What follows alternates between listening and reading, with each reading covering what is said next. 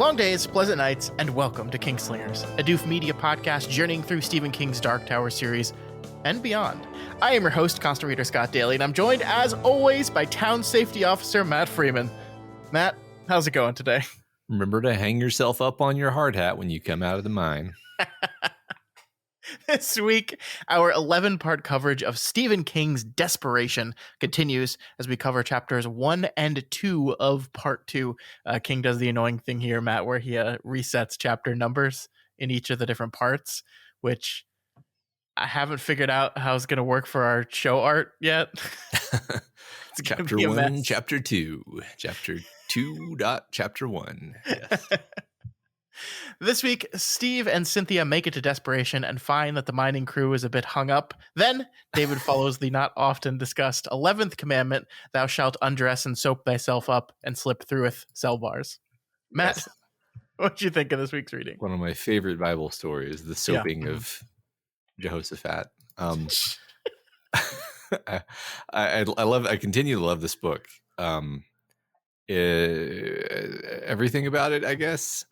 It's very fun and also like awful and mean and cruel and makes me feel ill and then makes me really into things and excited and tense and like there are a lot of emotions that I have that I don't think I've had before relating to like specific reasons why I'm mad that I have to stop reading. Because I'm certainly not new to the idea of being mad that I have to stop reading, but this time it's like, oh my God, you can't leave me in this situation. You can't leave me with her in the car with Intrasian for a week, me not knowing what he's going to do to her. Yeah, you know, and that's more of a sort of dread than like, oh God, I am so excited to see what happened next. It's more like, I know it's going to be awful, and now I just have to dread that for a week. Yeah, I mean, it is interesting. You know, I think we've had this kind of comment before on King books, but we are right now on like page 280 of a 700-page book. And what's this book about? Uh-huh. What is this book about? We don't really know yet. We had the first part, which was definitely like act 1 of getting all the pieces in place. And now we're starting to move them with these first 2 chapters. But yeah, I think that's where you're feeling there's just a lot that the book is holding on to as far as what is happening, what is going on, and what does it mean, and what are our characters going to do about it that leave you kind of cliffhung maybe a little bit more. Absolutely, yeah. Yeah, and you're right. I mean, you sort of vaguely know what subgenre you're in, but I don't think I know. I mean, then there's this kind of curveball element of the, you know, David, and that doesn't really fit in with the typical central member of this subgenre of story. So that leaves me a lot less sure about where we're headed. Yeah, no, it's exciting. I am happy to hear that you're enjoying this so much. I think, you know, on the list of the books that I've pulled for this show, this was one of the ones that I was not like concerned, but like the most concerned that you might not like. Mm-hmm. Like I still think you would like it, but I was like, this might be one where he's just kind of but I mean, I'm having a delightful time reading it, and it really sounds like you are too. So that makes me happy. For sure. Yeah.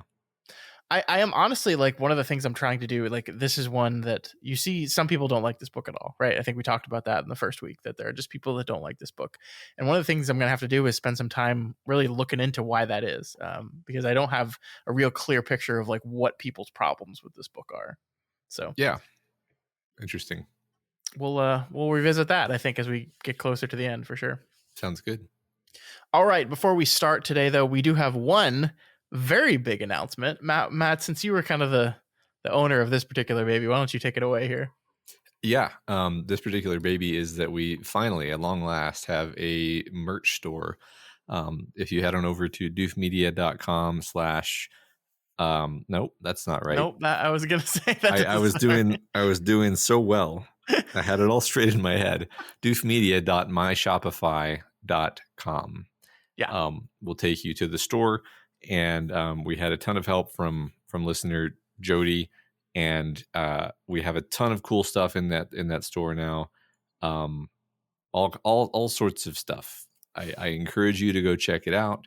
And if you've ever wanted any sort of doof media or Kingslingers paraphernalia, we do have the if God, what is it? If you podcast me, then podcast me mug. Which well, you just can't think of that. Like it's not just something natural that you would think of all the time. See now I'm self-conscious after I screwed up the URL. That I'm going to screw everything up now. No, so it's there's all kinds of stuff. So go check that out. And we intentionally sort of try to get it done so that everybody would have time to order stuff in time for Christmas. I believe that for most items, as long as you order them before December 10th, they should arrive in Christmas, before Christmas, assuming you're in the U.S. Outside of the U.S., I have no idea, honestly. But I'm very, very pleased with this. It took a big push of effort over the last couple of weeks, and I'm really pleased with how it came out. And it's been a long time in coming. We've had a lot of people ask us if we had merch, so now we do. So go check that out, please. Yeah, it's really exciting. I'm so happy, and I'm so thankful for you and Jody for making this happen. This is one of those things where, as you said, we had talked about it forever, but I think it was just us realizing that like if we leave it up to just ourselves, it's just never going to happen. And so Jody had asked if we want help with this months ago, and we had just kind of been like, nah, we'll figure it out. And then I think we were finally just like, no, that's not going to happen. Yeah, I mean, it was more work than either one of us was going to do in a 2-week period, let's say. It's just a lot of work to set up something like that. And I mean, we've like the if you podcast me, then podcast me mug design, like we've had that for 6 months. We commissioned that art months and months and months ago, and then literally like I tried to attach it to a mug in the store we had stood up and got an error. It was just like, well, I guess we're just never doing that. And that's where it's sat until now. So that is available. I ordered like a bunch of stuff myself, and am eagerly awaiting their arrival. It's gonna be really cool. So check that out for sure. Yeah, appreciate it. We'll put the link to the show notes as well. But that, once again, that is doofmedia.myshopify.com, and there are Kingslinger stuff. There's doof stuff. It's all good, man. I'm excited. It's all good. It's gonna be great. Yeah. All right. Enough selling our shit. Let's get into the chapters themselves. We begin part 2 of the novel. As we said, this part is titled Desperation. In these silences, something may rise. Any feelings or emotions off of that title, Matt? I mean, mainly there's the idea of the desert being a place of silence. Mm-hmm. Also, a mine and a place underground is a place of silence, a place of caverns. Something may rise. I don't really know. I mean, the only I actually thought about that for a while, and I was like, I don't know what that could be a reference to. And the only thing it even vaguely tickles is the idea of the Antichrist as a thing that could rise. But I don't even know if there's a specific reference that is triggering, or if it's just a feeling. So I don't, I dwelt on this because at the end of last week's episode, you mentioned that was the name of next week's section. Mm-hmm. And so I've had time to think about it, and I really just don't know actually if there's some specific thing I'm supposed to be getting here. I'm not getting it. Yeah, I don't think so. I mean, it's intriguing language for sure. And we do see this same sentence written on the wall of the town offices that David goes into near the end of our reading. But we just don't know. We don't know what to do with any of this. Yeah, we still don't know what's going on in Desperation. We're starting to get a feel for it, maybe a little bit, but we just don't know. So I think, grabbing on to the religious imagery, it makes the most sense at this point. But we just don't know. All right. So chapter 1 of this week's reading begins with Steve and Cynthia as they drive into Desperation. We see that there's a giant storm approaching the town, Matt, basically a wall of sand and wind. and with it comes some bad intuition. Cynthia's got some bad feeling about this whole thing, and of course we know that she's right. Mm-hmm. And there's that tool that King so often uses, especially in this book, of dramatic irony. I thought it might be a good idea here at the very beginning to discuss dramatic irony as like a storytelling tool and what it does and does not do here. What do you think of its use, especially here? Yeah, well, it's funny. We talk about dramatic irony sometimes. I guess it's been a while since we talked about it specifically, and I'm always reminded of how like we learned about the existence of dramatic irony in school, but nobody ever said sort of the obvious thing, which is like it creates tension for you to know something the character doesn't know because Yeah. it allows you to see the danger that they're in that they're not aware of, and Yeah. that like that's where the tension it's almost so obvious to not be worth saying, but like somehow that was never entirely clear when I learned it in school. Maybe I was just dumb back then. That's No, I possible. just think they focused on the definition. I mean, this is the problem of a lot of first I want to say no offense to any teachers out there. My wife is a teacher and a principal, so I completely understand the stuff you're going through. But like a lot of times we focus so much on just the meaning of the phrases and not like let's illustrate a clear example via the novel we're reading right now. Yeah. And so you understand it like objectively, but not like when put in practice.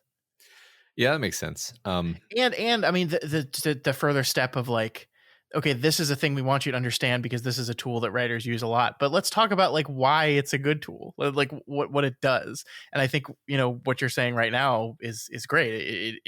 It brings tension to a scene. I think the other cool thing it does, and the thing I'm thinking of here, Cynthia specifically, is like it allows you to be maybe slightly impressed with her because like. Mhm.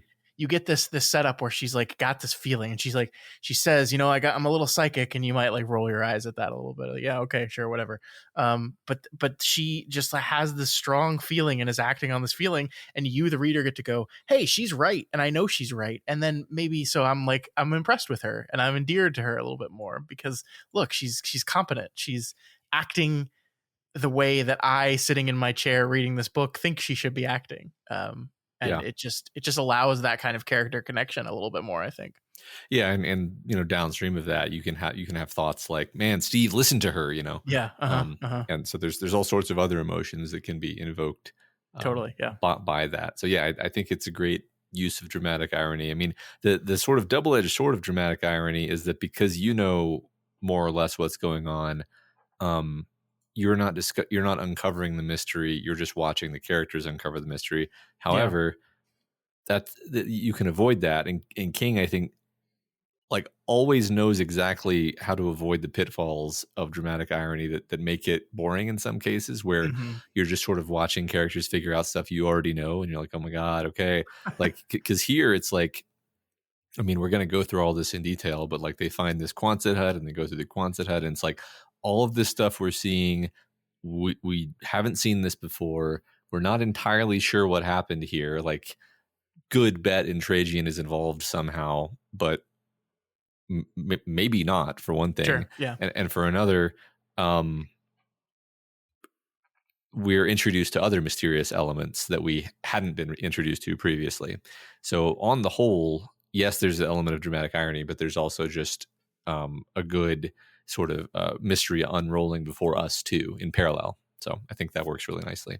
I agree. I think the quanset hut is like kind of a pitch perfect example of how to do this correctly, and make it engaging. Because yeah, I mean, they walk into that building, and you kind of already know that everyone in that building is dead, right? Like we might not be expecting to see their corpses hung up on the wall, but we kind of know that they're dead. And so that's our dramatic irony here is that we know that this town is empty, and perhaps the reason it's empty is because there's a killer cop driving around murdering everyone. Yep. So we know that, or we think we know that, and so we have that edge on the characters. But yeah, you're right that like we don't know what's going on really. What they're gonna find in this hut is still just enough of a mystery to allow that tension to unfold. Yep. I wanted to talk about this quote here at the beginning of the book as well. Really interesting stuff here. Yes, he felt something. It reminded him of the way he had sometimes felt in early puberty back in Texas. The summer he had turned 13 had been the longest, sweetest, strangest summer of his life. Towards the end of August, evening thunderstorms had often moved through the area, brief but hellacious convulsions the old cowboys called benders. And in that year, a year when it seemed that every other pop song on the radio was by the Bee Gees, the hushed minutes before the storm, black sky, still air, sharpening thunder, lightning jabbing at the prairie like forks into tough meat, had somehow turned him on in a way he had never experienced since. His eyes felt like globes of electricity in chrome sockets. His stomach rolled, his penis filled with blood and stood up hard as a skillet handle. A feeling of terrified ecstasy came in those hushes, a sense that the world was about to give up some great secret, to play it like a special card. So that's some fascinating stuff there, Matt. Yeah, I love that. I love how I consistently, in fact, love how King makes everything sexual. And I really do mean that. Like the sexual thrill of witnessing the power of an approaching storm is being described here, and it's such an unusual thing to talk about. But on the other hand, it's like, well, why not? You know, everything in the brain is connected. It's not out of the realm of possibility to feel this way. It's not even really particularly being implied to be supernatural at all. It's just like the sort of power and awesomeness of nature gives him, you know, turns him on. Mm-hmm. I also there's something about like the idea, something about the specific language of his penis filled with blood and stood up as hard as a skillet handle. That's like the least erotic possible description of an erection. Yeah. And so like it feels intentional, you know, the I don't know. There's something really interesting about the fact that it's almost treating sexuality as a sort of like mechanical, physical phenomenon that has more to do with this power than it does anything erotic. Yeah. And I don't know. It's really I think it's really interesting, and I'm not sure what we're doing with it in this book. We are going to see some more kind of slightly weird sexual stuff in a minute that we can Mm-hmm. talk about, which is at the moment sort of kept sort of just out of the edge of our peripheral vision, as it were. But I feel like this sort of thing plays in with that element that we're going to see. Yeah, it does. I mean, there's this constant, like, you know, we've been talking about the Steve and Cynthia relationship since it was introduced to us, and the idea of is this sexual or not? And I think we had kind of conclusively said last week we didn't feel like it was. We felt it felt it after like the early awkwardness much more like a father-daughter type of relationship, and yet we're still kind of constantly introducing sexuality in here. I like what you said about it not being erotic. This is not about titillation here. This is just primal in a way. Yeah. And it, like, I think it specifically says Steve like connects this feeling that he had that summer to what's happening right now, and he basically says, except for like the boner part, which is really like he's kind of divorced the sexual attachment to the awe of this power, at least in the present day, but he still connects back to it in this thought, right? So he's still drawing a connection between these two things, between power and sexuality. So yeah, as you said, not much to do with it right now, but I think this is just King doing work, introducing concepts for us and reminding us of those concepts as we move forward. Yeah. I also just, speaking of the storm, I really enjoy the ominousness and oppressiveness of this growing dust storm. Yeah. The wind causing everything to slam and bang outside and causing them to constantly be startled by the sounds they're hearing. I just adore this as a background setting element. Yeah, it also I think does a good job of perhaps containing our characters a little bit, right? You know, like David escapes at the end of this week's reading, and is heading back to the jail cell with a key. So, okay, our characters get out of the jail cell. Great. They go outside and go, all right, time to leave. Oh, no. There's a giant dust storm in the middle of town. We can't leave. Yep. So it's functional as well as atmospheric, I think. Yeah, totally right. Yep. So scared but unsure of what else they can do, the two characters decide to head further into town. and we'll catch up with them at the Quonset hut. But first, we switch over to David and the rest of the jailhouse crew as Kali finishes locking up Johnny. He looks over his captives and begins to play Eeny, Meeny, Miny, Mo until he lands on Ellen Carver, David's mom. David prays, he screams, but nothing he does stops the cop from taking her away. And we get this final interaction as the cop is about to walk out of the room. "If you hurt her, you'll be sorry," David said. The cop's smile faded. He looked both angry and a little hurt. "Perhaps I will, but I doubt it. I really do." Oh man, that's good shit right there. Yeah. There's the whole situation just makes me sick with dread. I kind of mentioned this at the beginning of the episode, but I don't think I ever felt this way about any of the other books we've covered, where I'm upset specifically that I have to wait a week to figure out what happens to her, because it's not going to be anything good. And it comes down to a question of like just kind of normal bad or like Stephen King bad. and I kind of just want to get it over with. It's not so much like, oh, I'm excited to see where we go with this, and more just like, can we just tell me what happens to her? Just, rip off that Band-Aid and let's move on. Yeah, exactly. No, I think that's great. I really love the detail here of Intragian looking angry and a little hurt. Like this is what makes him such a fascinating villain in this whole thing, right? Like he's so unbalanced that you just don't know what you're going to get here. And like this, a little hurt, really? Come on. Yeah.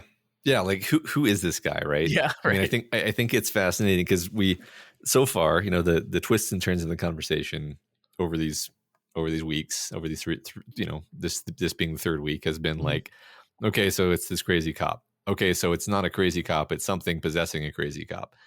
And then we just kind of left it at that. And now I'm like, okay, but who or what is possessing the crazy cop? Like why do they behave this way? Why do they go in these monologues about Sarks and Numa in one moment, and then the next moment they do like a weird like comedy routine that he seems to think is actually funny, and in my opinion, at least as a reader, like he's not just doing it to screw with them, he's like being a cut up, and then stuff like this where it's like he's capable of being emotionally injured by things that the kid says. It's just fascinating. It totally is. And hopefully we learn a little bit more. I mean, we're definitely not going to be hearing Intragian talk after this week's episode, but we'll see. Yeah, we'll see. Before he leaves, Kali calls in a guard coyote to watch them while he's gone. And King comes back to something here in this moment that he set up a little earlier. And I just wanted to call this out as just a clever moment of structure. He reminds us of the fact that Kali had said he knew the Carver's name based on the plaque he saw over their RV, which was true. There is a plaque over the RV that says that like, I think over the kitchen table in the RV that says that they're the Carvers. But David realizes here in this moment, there's no way Kali could have ever seen that plaque from where he was standing. He would have had to walk into the RV to see that plaque, which he did not do. And this is one of those little details that I really like, because we've already kind of been led to believe a few times by the book that Kali has the ability to see things that he can't physically see, right? But there's nothing definitive about that yet. Like there's been no like definitive explanation of that yet. And then so we have this moment as a coyote is put on watch, kind of. The book reminds us of this fact a little bit. That oh, by the way, like we're putting a coyote here, and by the way, Kali can see things sometimes. He says he has holes in his head. And I think this is just one of those moments where you're just like, I think Stephen King really has this really good innate understanding, or maybe this is just really good editing. I don't know. But I think Stephen King has this really good innate understanding of the need to remind and kind of coddle and carry your reader through certain otherworldly concepts.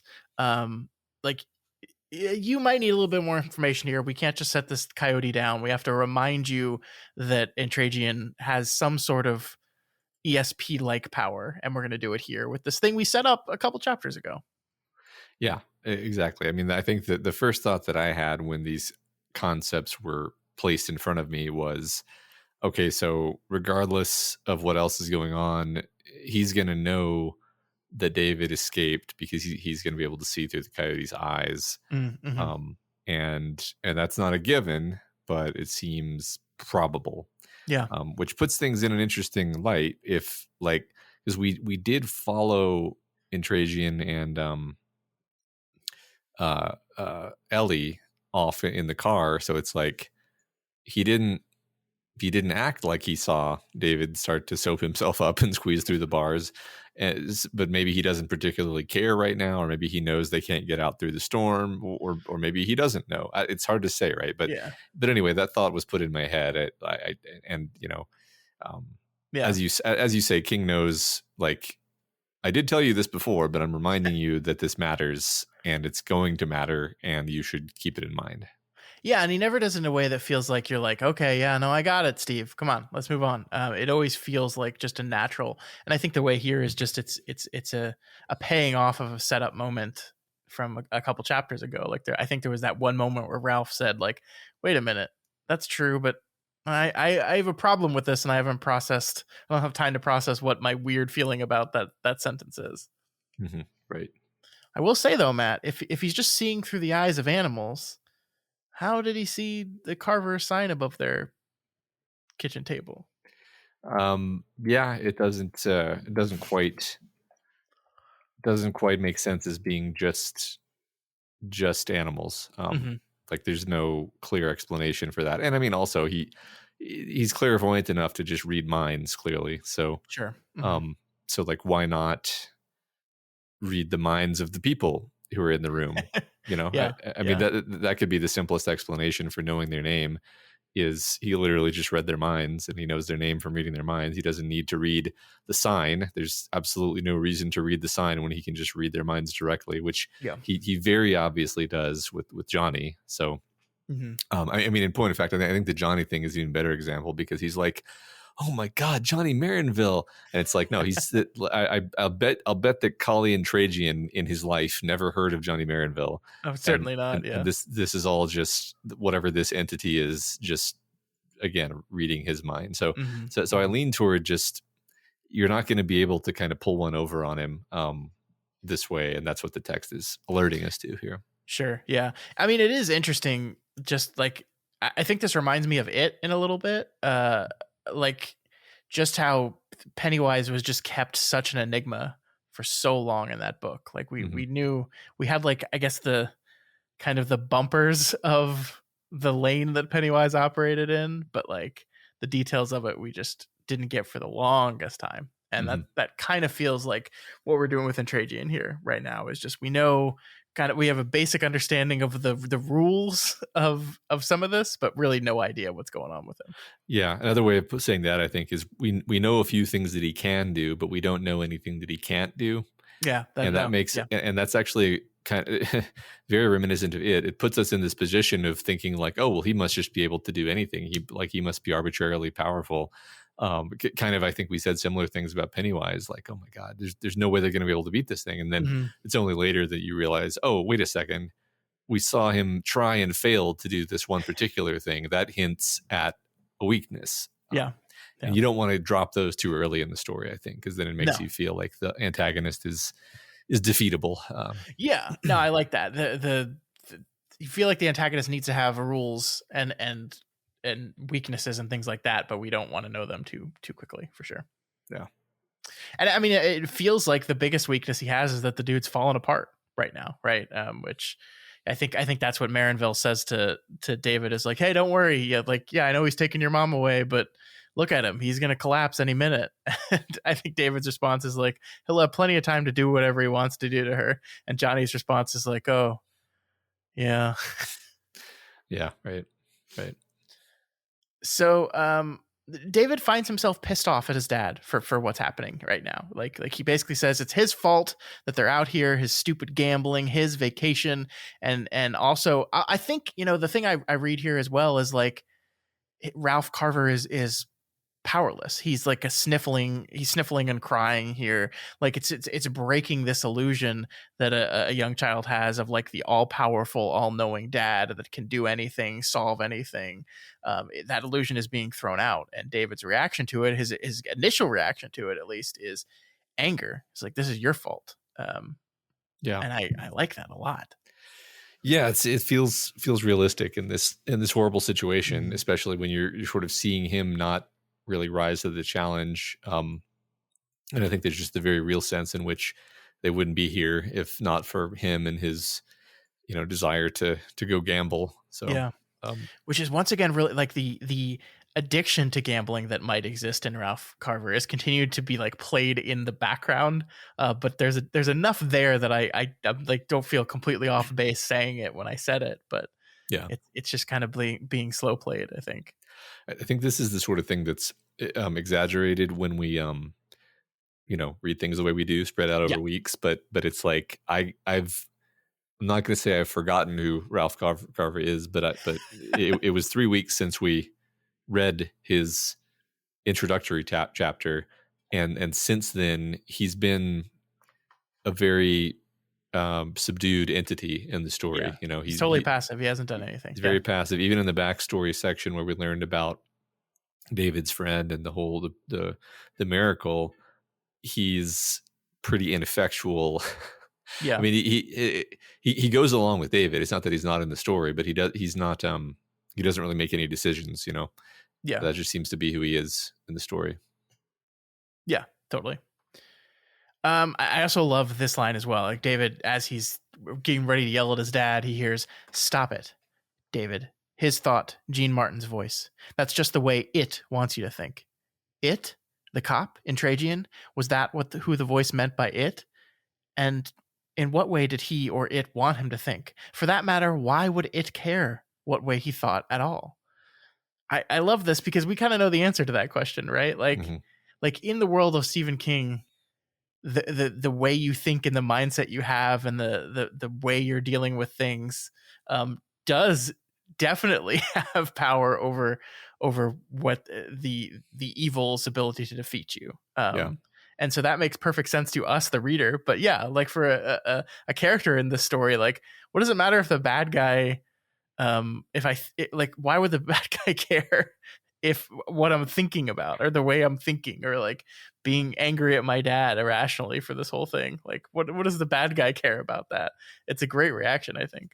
Yeah, but to me, this also indicated the I don't know if theory might be too strong a word, but the idea I had that, he's keeping them alive to play them off against each other and just sort of enjoy their deterioration and mutual backstabbing as they, throw each other under the bus in exchange for a chance at freedom or something along those lines. And if that is the case, and this is some sort of, spiritual test, then that's what the voice is addressing here is like, sure, no, we're not, don't start going down that road. Don't start going down the road of turning against the people who you're locked up with. I mean, particularly, like, it's just a very basic Christian idea of like, even if it was your dad's fault, like entirely, you got to just let that go and just forgive him and move on. So. Absolutely. The idea of grace and forgiveness and is paramount to this whole thing. So yeah, like if you're trying to be good battling the evil in that regard, like you need to be. And I think this does line up with the whole Daniel in the Lion's Den thing we'll get to in a sec, because the way the way David must act to receive the blessings of God, I think is very important. In that direct context. Yeah, that's a great point. I mean, the subsequent concept of innocency, which is described, it's like, well, if you start hating your father, literally a sin, right? Yeah. It's you can't say that you have that innocency about you anymore. So David is reminded by God about the soap, the holy words of the soap, and he starts immediately removing his clothes. And I'm curious, Matt, did you like was in this moment the second he starts stripping down, you're like, oh, I see, I know what he's gonna do now, or did it take a little bit longer for you? A genuine question, because of course I don't remember. Yeah, not the first second, and I don't remember the exact moment that it clicked for me. I was confused at first because it was what was happening was clashing with the theory that I had formulated in my head, which was that he was going to dig out like a hollow out of the bar of soap and then use that to hide the shotgun shell. Hmm. And the reason I thought of that is because the soap line was interjected when he was trying to hide the shell in the first place, or at least close to it. And so I was, those two things became connected for me, and I was like, okay, he's gonna hide the shotgun shell inside the bar of soap, and then, even if Intragian searches the cell, he won't be able to find the shotgun shell. And I'm a genius. I figured it out. But like, no, the idea of squeezing out between the bars did become obvious as soon. I think as soon as the word like slippery is used to describe what's happening to his skin, I was like, well, yeah, okay, you're becoming slippery, so you can slip out. I get it. Yeah. I get it. I think it's really fun too, because like I don't know, like when you close your eyes and imagine a jail cell, like you just don't imagine bars that are wide enough for a human to slip through. But like the obvious and completely rational thing that the book says is like these jail cells were designed for adults, for like it's a drunk tank. We're gonna throw drunk dudes in here so they can cool off at the end of the night. Not for skinny 11-year-old boys. So yeah, it makes sense. Yeah, exactly. And as we'll see, everything but the skull is able to fit through. I think part of the confusion also is just like the way you not that I've ever like had to think about how I was going to get out of a cell, but it's like you kind of figure like either I'll be able to fit or I won't. You don't think to yourself like, if only I had some soap. It's like, no, like either your head's big enough or it's not big enough. But it's like it ends up being very practical here, because the parts of him that are kind of a tight fit, they just kind of squeak through, and they don't, he doesn't get his skin torn up on the bars. And then, his head, which is the sticking point, by being more slick, I think it's able to squeeze through again without like the skin itself becoming part of the obstacle. I mean, he's still definitely bleeding.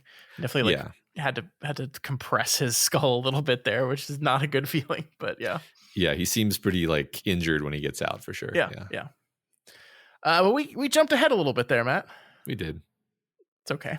We move now back with Steve and Cynthia as they approach a quanset hut on the edge of town that, of course, belongs to the Desperation Mining Corporation. There's cars out front. The lights are on. So there's definitely a whole bunch of people alive and well in there. Right, Matt? Yeah, that's what lights being on always means. Yep. Fun fact, this is the first book where I learned the term quanset hut. And when I originally read this book, the ability to just pull up a computer and Google what things mean was not quite as easy as it is now. So I had to use like the OG Google, which is, Dad, what's a quanset hut? And I don't even remember if my dad gave me the correct definition.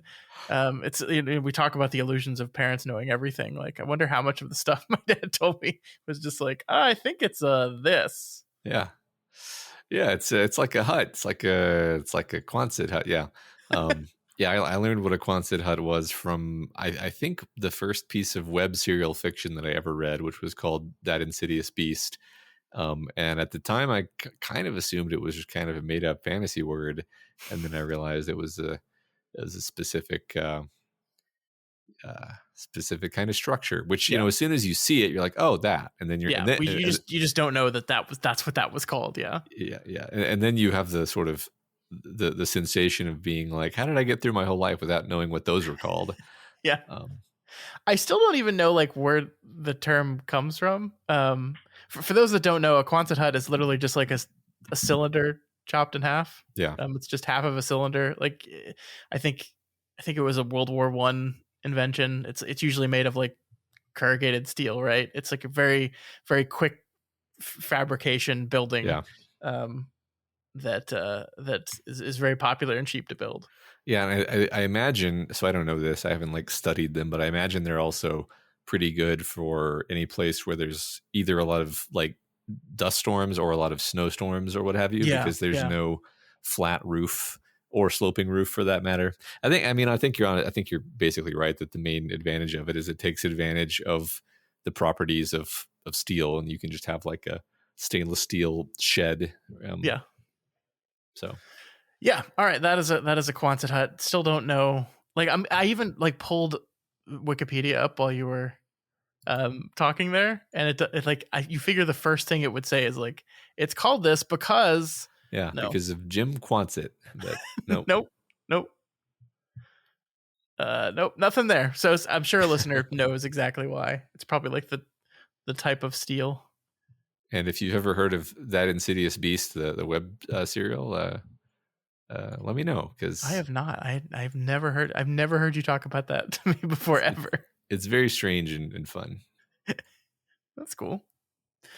All right. So Cynthia is scared and wants to just call the cops from the Quonset hut rather than going all the way into town. Her intuition, or maybe her shine, I don't know, kind of saves the day here, right, Matt? Because like if they had just strolled into downtown Desperation, there's no telling what would have happened. You know, I see this very funny image of Collie driving out of town with Ellen in the back of his car, and then just driving past this van and being like, "Wait, who are these people?" Yeah. By the way, first deployment was at Quonset Point Oh, there we go. in North Kingston, Rhode Island. There we go. See, I can't let things go sometimes, Scott. I'm sorry. It's funny that now, as soon as you said that, I see like literally the third sentence of the Wikipedia entry is that, and I just missed it. It's the problem with trying to entirely. read while trying to talk. True. Yeah. But yes, back to the story we're talking about. Yes, I mean, I do feel like, yes, I like kind of unambiguously at this point, Cynthia does have the shine, and it is trying to either warn her off or at least warn her to be more cautious. Yeah. And I mean, so far, I feel like it hasn't been succeeding in warning her off. So I hope at best it'll just cause them to kind of slow their roll and be prepared for what's going to happen when they get into town. Well, it's this really interesting thing where like we don't know what role those characters are going to serve in the story, right? Because like it's very easy for us to stand back and say like, well, they're the unknown factor, right? Like Collie has all these people locked up and he seems to be winning, and oh, this unknown factor is going to be these two people rolling into town when he least expects it. And you could be like, yeah, totally. Or you could be like, every other Stephen King book where people roll into the situation to save the day, and it doesn't go well for them. Yeah, they get a croquet mallet to the face. The uninvited guest, yeah, Audra shows up, and yeah, thanks for your help, Audra. And then yeah, of course, The Shining as well. Like, yeah. So we don't know where to put those two characters. It feels like they're more important, but I don't know. Like Dick Halloran was got a lot of time in the book. Like his call back to Colorado, and like that was a whole chapter in the book we spent with him and him wrestling with the decision of it and everything, and then you know he just gets nailed with a mallet. Yeah. So yeah, we don't really know where to put them quite yet. I think with David escaping, it seems like, oh, maybe he's not going to need Steve and Cynthia, and then that doesn't bode well for them, but we just don't know. Yeah, well, and also maybe he doesn't need Steve and Cynthia, with the emphasis placed on because not to be reductive, but you know, one reason why you would have there be two characters coming to the rescue is that you intend on something terrible happening to one of them. Sure. If something had to happen to one of them, what would your bets be? I would actually bet Steve. Partly because of the exogenous information of Cynthia coming from another book, thinking that might give her some kind of protection, but maybe that's silly. I just feel like Steve is kind of more expendable, and Cynthia is like, part of me feels like Cynthia is clearly the more interesting character, or rather the character that Stephen King finds more interesting, and Steve is the POV upon Cynthia. And so for something horrible to happen to Steve, would feel bad because we like him, but also um, somehow would just make more sense to me. I could be wrong, but that's my current feeling. No, I get that. That makes a lot of sense to me. Cool. So tossing on some bandanas over their faces to combat the dust storm, the two banditos stroll into the quanset and into another incredibly tense set piece. We already talked about this, but man, this whole sequence is just tense as hell. The thing that, we've talked about how King can write very cinematically sometimes. And like that's all I was thinking about as I saw this scene roll out. As they roll into this suspiciously empty Quonset hut, they got Johnny Cash singing in the background, and it's just like it felt so cinematic and so stressful, so tense. Like I could just see them poking around and see the camera pan. I love this whole thing. Yeah. Again, we 100% know that Intragian is nowhere near here, so like probably nothing immediately violent is going to happen to our characters, but we're still very tense with this kind of delicious dread of like wanting to see what kind of horrific shit they're going to find, and because it's going to be something horrible, like that much is sure, but we don't know what, and there could be surprises, like we could just not fully understand the situation yet. Sure. But yeah, I really enjoyed just the book really taking its time with exploring. I mean, fundamentally, it's like they spend many pages exploring an empty building, but it's like some of the most delicious, tense writing ever. Yeah. By the way, the Johnny Cash song that is playing over this whole thing is called "One Piece at a Time," and it's about a couple of automobile assembly line workers who sneak parts out of the factory to build a car, quote, one piece at a time. In the narrative of the song, it takes them like 25 years to do it, and when they try to assemble it together, like obviously parts and designs have changed over time, so things aren't really fitting together really well, and they end up finally building a car, but it's like a janky, weird looking car. It's a funny song, like that. It's a really funny song, and it's supposed to be like a little bit silly, and that I think is this perfect kind of contradiction to the tense scene happening around it, which I think only adds to the tension, actually, ironically. Yeah, that's kind of funny because I didn't know that about the Johnny Cash song. I didn't know that it was a comedic song. So I'm actually processing that in real time now. I will say, like, I kind of enjoyed. So I'm doing the audiobook once again, and so it's King himself singing these snatches of song that we hear, and I actually kind of like it. I mean, people, I don't think people are wrong in their criticisms of his, reading, because he's not a professional, voice actor, obviously, but I think the I don't know, the other side of that coin though is like it's the author, like, so the way he's reading it is the way that he heard it. It, right? The way he hears it in his head, the way he wants it to sound on some level. And so even if it's not like quote unquote professionally acted, it's like, well, this is what Stephen King heard in his head as he was writing it, in some sense. And so including like the way the songs are introduced here, I enjoyed that quite a bit. I enjoyed it being Stephen King in this particular instance. That is really cool because, I mean, like any audiobook, like you have a director and you have a performer, and both of those people are making choices, right? Like they're reading words on a page and they're interpreting how they think the characters would say them, and the what emphasis they would put on the syllables and all those things. And there is always going to be an interpretive, adaptive quality to those choices, right? Unless you get the man himself that wrote it. So right. It is almost the truest form of this. But then, I mean, that's like we, the reader, do that anyway. Like when I'm reading a book, I'm directing my reading of the book. I'm directing where I'm putting emphasis and how I'm reading certain scenes. So maybe you're getting like the most pure distilled Kingian version of what the story is. Yeah, maybe so. I mean, the imagination is a weird thing because, like, when he reads the lines of, for example, Cynthia, he's not he's not at all really trying to do a woman's voice. Thank God. Some voice actors do, right? And they do Yeah. a decent job at it. So sometimes you have a male voice actor who pitches their voice to do a female voice, and they do it fine and it's perfect. And he of course is not, but like my imagination sort of does it for him, if that makes any sense. Like I'm not like when you're listening to an audiobook, you're in a weird space between just hearing a guy say words and the stage of your imagination where these pictures are being painted. And you're almost not hearing the mouth sounds that the reader is making. The choices of inflection and emphasis and so forth, as you were saying, they're impacting your experience, but I think in a less direct way than maybe you would think. Like the point being, you don't need a performance of the scene to have it really hit you vividly. Sure. Yeah. So, yeah. No, that makes sense. I like that.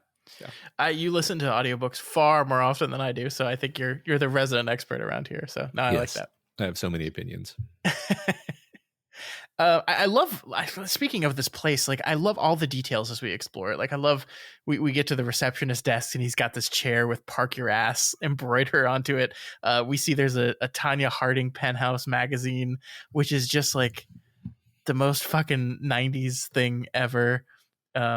Just ever. Yeah. I wonder if there's people that are listening to this that don't know who Tanya Harding is. I'm sure there's a few, right? I'm sure. Yeah, this is such a precise snapshot of like. My gosh, yeah. I think if I thought about it really hard, I could remember what year this was supposed to take place in without even looking up like what year Desperation was written in, because I so vividly remember all these things that people are that they're seeing rather in the story. Snapple and Tanya Harding, man. And Tanya Harding being in Penthouse. I remember hearing that too, because it was post the whole Nancy Kerrigan thing, and I think it was her ex-boyfriend that like leaked naked photos of her to a different newspaper, like a tabloid. And I think after that she was just like, fine, I'm just gonna sell them. They're out there, I'm gonna make money off of them. And she sold them to Penthouse, and it was like a big deal. Tanya Harding in Penthouse. Yeah, I didn't see them because I was like 10, but I remember the word on the playground was big for these things. It was fun trying to piece together like what the world must be like based on the pieces of information that made its way to us, you know? Yeah.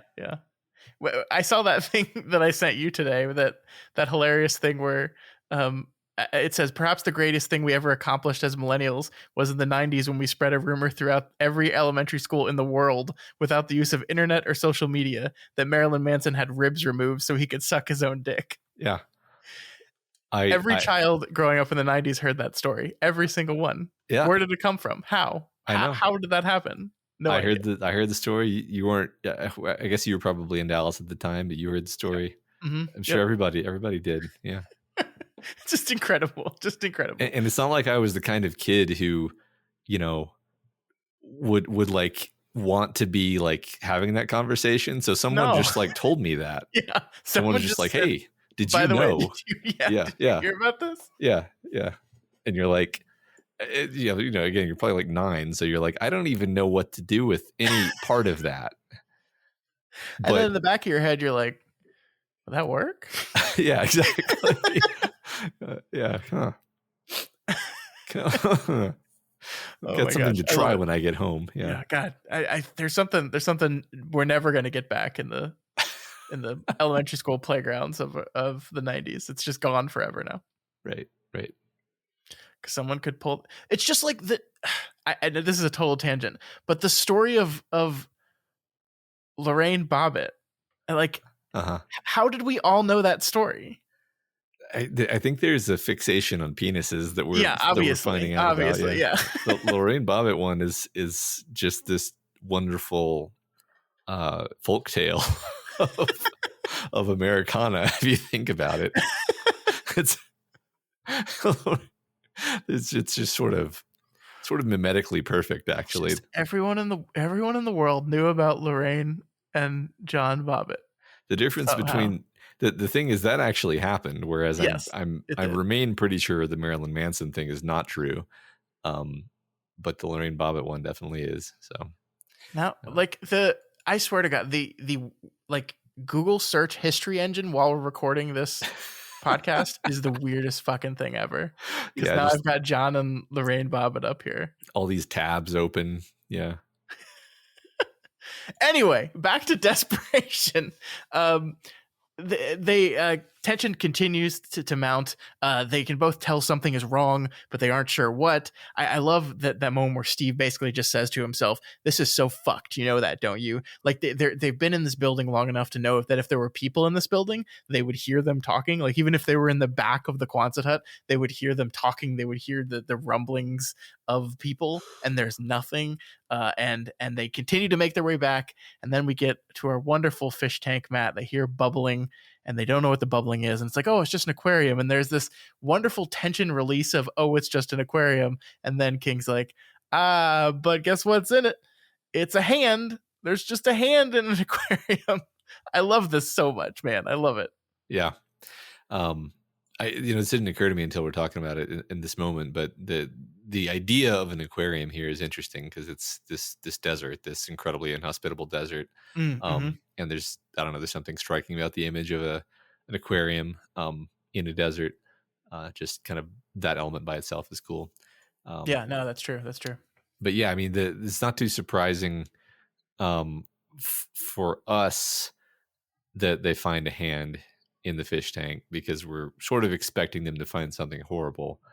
But the specific weirdness of it being a hand in a fish tank is still surprising. And there's so many, I guess I'll just say here as a general statement instead of bogging down in details, like there's so many things about what they're finding that just doesn't make sense. Nothing real, like very few things that we're seeing really seem like the result of a struggle. Mm-hmm. Particularly as we'll see later on, we find bodies and we find one of them doesn't have a hand, and then we find the hand is in the fish tank, and it's like, I mean, what this kind of looks like is that this person was killed and either Intragian or somebody else cut off their hand and dropped it in the fish tank because it would be amusing to them. Yeah. Or they wanted to feed the fish, which is also kind of an amusing thought. If this is like a being that can see through the eyes of animals, who knows? But yeah, like I guess fundamentally what I'm getting at is it doesn't really seem like there was a big fight. It seems weirder than just like Intragian walked in, ordered everybody to go into one room and then just gunned them all down. Partly because I don't think a handgun has enough bullets to even do that in one go. Mm-hmm. But regardless, it doesn't seem like that's what happened in the first place. So it's just it actually makes things mysterious for us. Yeah. Even though we know much more than these characters, it's still a mystery to us. Yeah, I mean, just the idea, like you're right that like you would think if someone severed a hand off, there would be signs of struggle or at least blood everywhere, but there's nothing in this room. It's a totally normal office that's just empty, except there's just a hand floating in the fish tank. So yeah, it's almost as if he must have chopped it off in the back room and then like picked it up on his way out and just decided, oh, I'm just gonna plop this in here, and then just move on with my day. It's weird. Exactly. Speaking of weird, Cynthia picks up the phone and finds that there was, of course, it's not working, but a message was left on it. She clicks the message, and it's just someone saying Soma, Sarks, Numa over and over and over again. We don't even, it's not even super clear if this is Intragian. I think we like assume it is, like with a lot of this stuff, but we don't know for sure. Yeah, I think I assumed that it was. I kind of decided that was his voice, even though King doesn't particularly do a Intragian voice. So it isn't really impossible to say. But yeah, I and then also kind of reminding us once again that these concepts are important by having them just kind of float around in the plot here. Sure. Yeah, we need to keep remembering that these are words that matter. We've done this multiple times. Like I think it was Martin, the Reverend, that specifically mentioned Numa to David, which is just not a word that you use in everyday conversation. Yeah, I mean it's we talked about soul like constantly in Catholicism, at least. I don't remember ever hearing the word Numa in a religious context. Nope. But from here, Matt, we cut over to Ellen Carver as Kali and Trajan drives her away from the town, and as it turns out, down into the mine pit.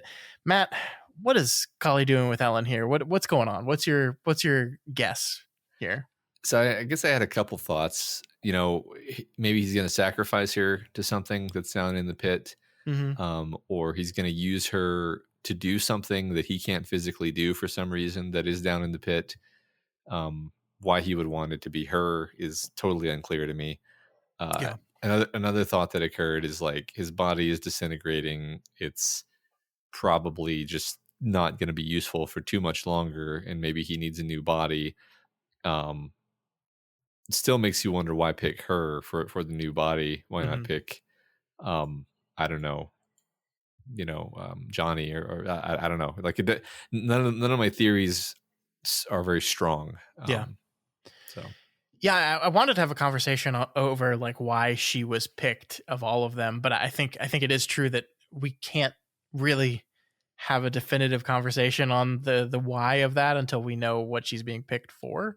And we don't know that. So we'll have to hold off on that. But yeah, I mean, I think there's an interesting chat to have there on what was it about Ellen Carver specifically that caused Kali to pick her. Because I mean, this is kind of an ongoing question with this whole thing, right? Like he's killed David's little sister. He's killed Mary's husband. Like why was Peter not picked, right? Like not only was Peter not picked, but Peter was not even picked to hang out in the jail cell. And which is just why we don't know. Yeah. I mean, I don't have any real ideas. The closest thing to an idea is like she was sort of the most verbally anti-religious of the group that we've seen so far, which maybe I don't know made her more useful in some sense, some supernatural sense. Perhaps she's more vulnerable or whatever. Regardless, I do really love in this section we get some time with Ellen Carver as she drives into the mine pit, as she's kind of realizing what's happening around her. Like we established this character last week as this kind of strong-headed, stubborn, but very protective person who maybe her husband we're seeing is a little bit more passive, a little bit less of the take charge, head of household type, and it really seems like Ellen Carver serves that role in this family. And we're seeing her put into the situation. And I just love the way King writes this. This is a little bit of a long paragraph, but I think it's worth looking at. It says, it wasn't so much a question of where she was, she realized, as who she was. She couldn't believe she was the same Ellen Carver who was on the PTA and had been considering a run for school board this fall. The same Ellen Carver who sometimes went out to lunch with friends at China Happiness, where they would all get silly over Mai Tais and talk about clothes and kids and marriages. Whose was shaky and whose was not. Was she the Ellen Carver who picked out her nicest clothes out of the Boston Proper catalog and wore red perfume when she was feeling amorous and had a funny rhinestone t-shirt that said Queen of the Universe? The Ellen Carver who had raised 2 lovely children and had kept her man when all those around her were losing theirs? The one who examined her breasts for lumps once every 6 weeks or so? The one who liked to curl up in the living room on a weekend night with a cup of hot tea and a few chocolates and paperbacks with titles like Misery in Paradise? Really? Oh, really? Well, yes, probably. She was those Ellens and 1,000 others. Ellen in silk, and Ellen in denim, and Ellen sitting on the commode and peeing with a recipe for Brown Betty in one hand. She was, she supposed, both her parts, and more than her parts when summed could account for. Just, like, it's so interesting that we choose to do this in this moment, right? Like, we don't know where she's going. We don't know what's going to happen to her. We might be saying goodbye to her in this moment. We might not. We don't know. But we do take this time to have this woman kind of ruminate on her entire existence. And thoroughly flesh her out and humanize her. And there is something about this idea of hitting all of these buttons that really makes you empathize with the character, where it's like, that's we can all relate to that. We can all relate to feeling like there's more to us than the resume description of us, and I can particularly imagine that these are the kinds of thoughts you would have if you knew that your death was approaching, where you would be like, I can't die. There's so much of me. Like, Yeah. that, not that she thinks it in those terms exactly, but it's like, yeah, it's I think it feels very realistic to imagine that when one is facing one's death, it's like you really understand the tragedy of your own death as a specific thing, where it's Yeah. like, but this is me, Yeah. and How, look at who I am, and how can I be that person and also be this person at the yeah, same time? It doesn't yeah, make any sense. Yeah. and how could I Yeah. be about to end? Yeah. That's Yeah. impossible. It's Hmm. impossible. Yeah, Yeah. and I No, just it's overall, great stuff. yeah, I just feel really bad for her character, and I'm sure she's gonna be fine. Which is interesting because, and I think that's a testament to what King's doing here, because last week, I think we left that chapter being like, oh, this chick's she kind of sucks. She's like Mm-hmm. really riding her son and like not being very fair to the things that he's going through and the changes that he's going through. And like, her husband, like the one non-passive act we see from Ralph Carver is when he tells her to get off David's back with the whole praying thing. Yeah. So I think we left that chapter like not really loving Ellen Carver. And then here, we definitely are being invited to sympathize and empathize with her.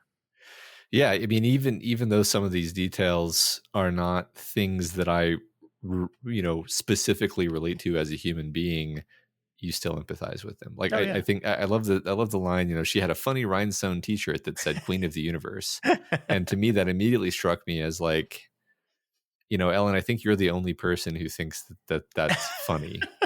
But then part of me is like, but that's fine. Like, I have a stupid, Yeah. Red Letter Media t-shirt that I wear out and about, and I know that I'm the only person who gets the joke who has ever seen that shirt. Yeah. And that's I'm totally fine with that. And that kind of reminds me of like, yeah, we're all our own universe. Ellen doesn't give a shit what I think about her. So look, a whole bunch of our listeners are about to walk around with a "if you podcast me, then podcast me" hoodie. So totally. Yeah, exactly. Yeah. I mean, it's just an average normal life, right? Like it's just, who is she? She's the soccer mom. She's the PTA mom. She's the person who loves to, get a little drunk and hang out with her friends, and has this silly shirt and is raising her kids and trying and worried about breast cancer and loves to read. And it's like, it's just normal. It's just normal, everyday Americana shit. And then on top of that is your daughter's dead. You might be about to die. Like all this other stuff that just seems like it doesn't compute. It can't be the same. These two things. This is not what happens to a random suburban white woman, right? Like this is not what happens. And then on top of all that, you've got, this guy who is literally rotting in front of your eyes, and it's just it really makes you like, oh, this is like an actual nightmare. I'm ready to wake up now, Mm-hmm. Yeah. Speaking of which, in that nightmare, we see it. We mentioned this already, but Kali yanks his rotting tongue out of his mouth and just like casually drops it. Yeah, I guess on the seat of the police car. I think so. Yeah, So, it's like that was one moment that I really appreciated the King reading it, where it's like she says something to him, and then it's like, I don't remember exactly what it is, but he replies with just like a sound that's like, ugh. and then he rips out his tongue, and it's like, well, of course I'm happy that Stephen King was the one who read that, because he was the one who knew what that should sound like. It's great. I love it. Yeah. All right, so that moves us on to chapter 2. At the beginning of this chapter, David begins thinking once again about our Reverend Martin. And I think this is Matt. We kind of touched on this guy a little bit last week, but I want to think about him again here, because we have this. He's basically like a moderately functioning alcoholic. And yeah, he's the one that is instructing our protagonist on God, which seems like it's going to be hugely important, and indeed is doing so at the behest of God, right? Like the reason why David is talking to Martin about God is because God told him to go to Reverend Martin to get to learn about God. So like we once again have to return to that simple question of why this guy? What is it about this guy? And then of course the follow-up question to that is, why are all men of faith in Stephen King universe drunks? Yeah, I mean, it's not just a funny observation. I think maybe he is saying something about like really struggling with your faith or really being a man of faith Mm-hmm. is this incredibly difficult and harrowing way of living your life where it's like you kind of have a choice. Like you can put your head in the sand and not think about all these questions of faith in God and meaning in in the grandest possible scale, or you can confront and grapple with those questions and be driven to drink and be like Father Callahan or this character. Yeah. Yeah, I mean, Martin like describes faith as insanity, right? Mm-hmm. He says in this chapter, no sane person believes in God. Like Yeah, everyone that believes in God is a little insane, which is great. And I think it's like if we have to ask the question why Martin, it's because no other freaking pastor or reverend or priest is going to give that answer to yeah, David. Just like no other one is going to, when said God's kind of cruel, isn't he? Is going to say no, no, no, no. God is love. Like you don't understand. yeah. That's ridiculous. Like, Right. and this guy's like, no, yep. God is cruel, and people that worship him are insane. And here I am, Yeah. doing like believing in him still, and dedicating my life to it. It's great. It's great. It is great, and it like we talked about a bit last week. Like I think that either you give a young person who is genuinely curious about these things a straight answer or that respects where their question is coming from, or you'd best not even try. Like because if you give them a bunch of word salad, they're gonna be like, that's bullshit. Like I know that's bullshit. I know what you're doing, and I'm done. Mm-hmm. So it's really, I agree with you. It's really important that it be this guy and that he have this attitude. Yeah, I wonder if it's like this is a reflection of the way King kind of wishes people talk to him about religion when he was in this impressionable, trying to figure out what I believe in and what it all means age. Yeah, I would guess so. Yeah. So we learned that Martin also told David to do something else, which was read the Bible cover to cover. And we learned that David did so. He set about it like a homework task and read a few pages every night, and he finished the Bible, which makes him more well-read on the Bible than most Christians. Yeah, I mean, that's impossible. This is the most fantastical element of the story up to this point, is that this kid read the Bible. I know people who have read the Bible, like cover to cover, read the Bible. There's like with certain churches, there's like a program they give you that's just like read this number of pages per day, and you'll be finished at this time, that kind of thing. And some people do it. I've never done it. I've never read the Bible. No, neither have I. I feel like I should at some point. Isn't it like incredibly long, like deceptively long? Because it's massive and it's huge. Like even if you have a copy that seems like a reasonable size, it's because the font is extremely tiny. Yeah. Well, and I mean, I think David even admits here that he like glazed over the blah blah blah begot blah blah blah because it's a lot like Tolkien at times, where it's just listing a bunch of people and the children they had and how long they lived. There's a lot of that in there. Yeah. So the story of the Bible that comes to David right now as he begins his attempt to slip out of the bars of the jail cell is Daniel and the Lion's Den, which I think is one of those like greatest hits stories of the Old Testament that most people, even if they're not religious, have heard of. For those that don't know, I think this book does a pretty good job of summarizing it, but the story is Daniel, who was sentenced to die by lion, I guess. His crime was praying to a god other than King Darius, the king of Babylon.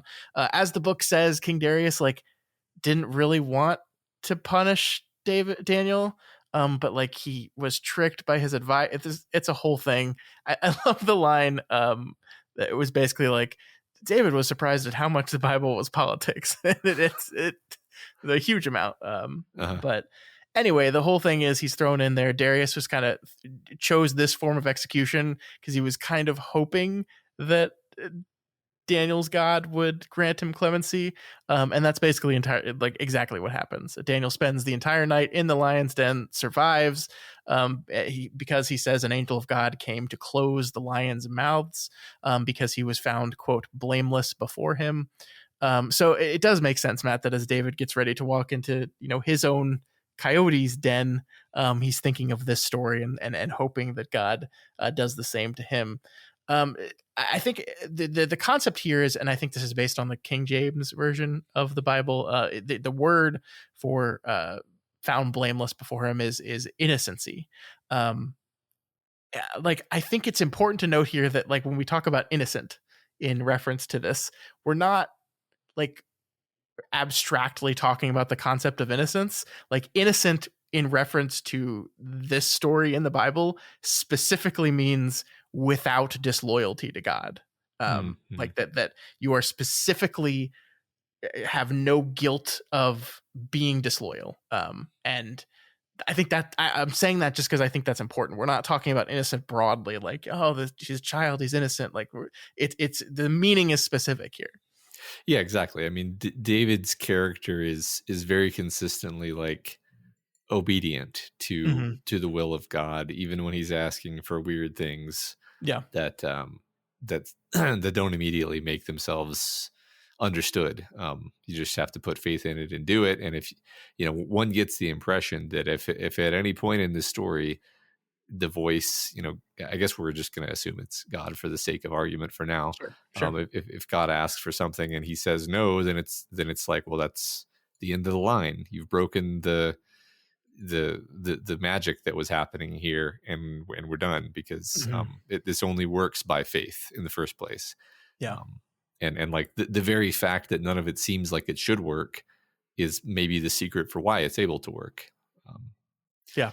But I love the insertion of Daniel in the Lion's Den as a story. It's one of my favorite Bible stories, actually. Yeah. And I think it's a fantastic setup for the following set piece, which of course we already talked about earlier, but it's the trying to get out of the jail cell set piece.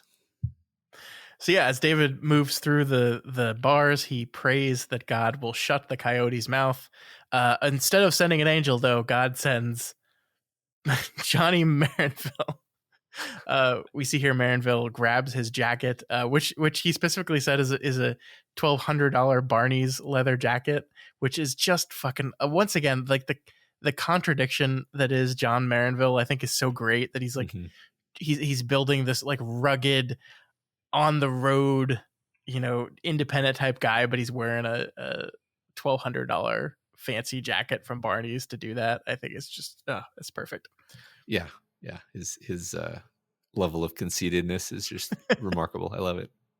Yeah, so Johnny starts swatting the coyote with the jacket. Eventually, it grabs onto it, and so his mouth is closed via jacket. And this is fun because there's an interpretation here, Matt, that there's nothing godly about anything that's happening here, right? God doesn't send, like, the lion's mouths are not, the coyote's mouth is not like magically shut via the presence of God.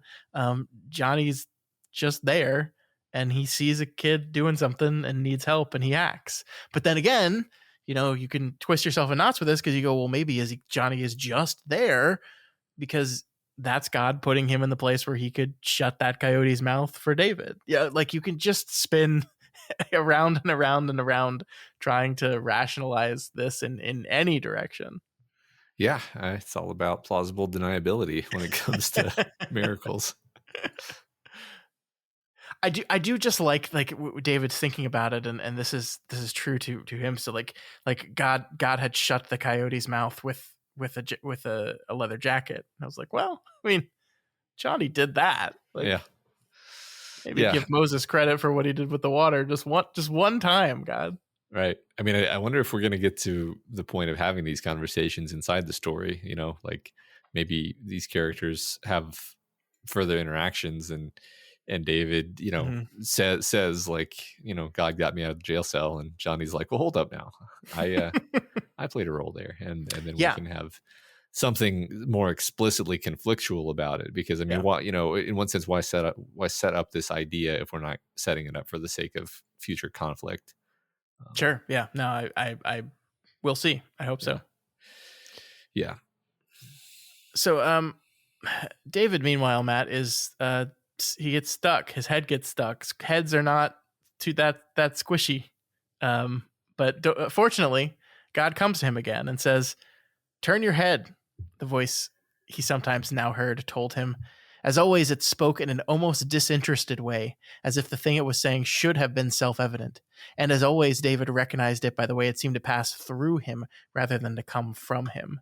I love the almost disinterested way when it says that. Like, just like, turn your head. Like, this is not the, like, you imagine what it must feel like for God to talk to you, right? And it's like, turn your head, my son. No. Turn your head. Yeah, God, geez, turn your head. Turn your head. Yeah, I mean, it's busy. It really emphasizes. It reminds me of that line, "God is cruel," where it's like, this doesn't feel like a loving God who really cares about David. It's like, yeah, I'm going to make sure you survive, but potentially only so that you can do something for me, and also not throwing off very like Jesus-y vibes in this moment. It's just kind of like, here's the minimum amount of information you need to know to get out of the situation. Yeah. Once again, like he doesn't say, grab the soap and lather yourself up and slip through the bars. What God said is, the soap. Yeah. Get the soap. Figure it out. David manages to squish his head just enough to slide out and gets to safety just as Johnny's jacket rips as he heads down the stairs to what could possibly be his sister's corpse. And as we know, will be. Hooray. Yep. There's plenty of dark and violent shit in King books, but what we're putting this kid through and what we're about to put this kid through, I think really takes the cake, actually. For me anyway, so far. Yeah. No, it's pretty rough, man. It's there's a lot of sadness in this chapter related to what poor David has to go through. Yep. Thanks, God. Yep. So from here, we cut back to Steve and Cynthia to see what they find in the back room of the Quonset hut. And what they find, Matt, is corpses. Lots of them. I really do love how King does. Speaking of, cinematic, the way King slow rolls the scene is like he shows the horrified Cynthia and Steve first. That's the first thing we see as we come back to the scene. And then we do this like slow sweep of the room where we see like lab equipment, the computers, the rock samples. We even focus on this inappropriate Goofy screensaver where Goofy's got a boner or something. Yeah. We see all of this. We see the whole room before we finally end at the thing that's horrified the two of them as we sweep over to the hooks that the hard hats and coats rested on, in which we find there are 14 bodies that have been hung from these hooks.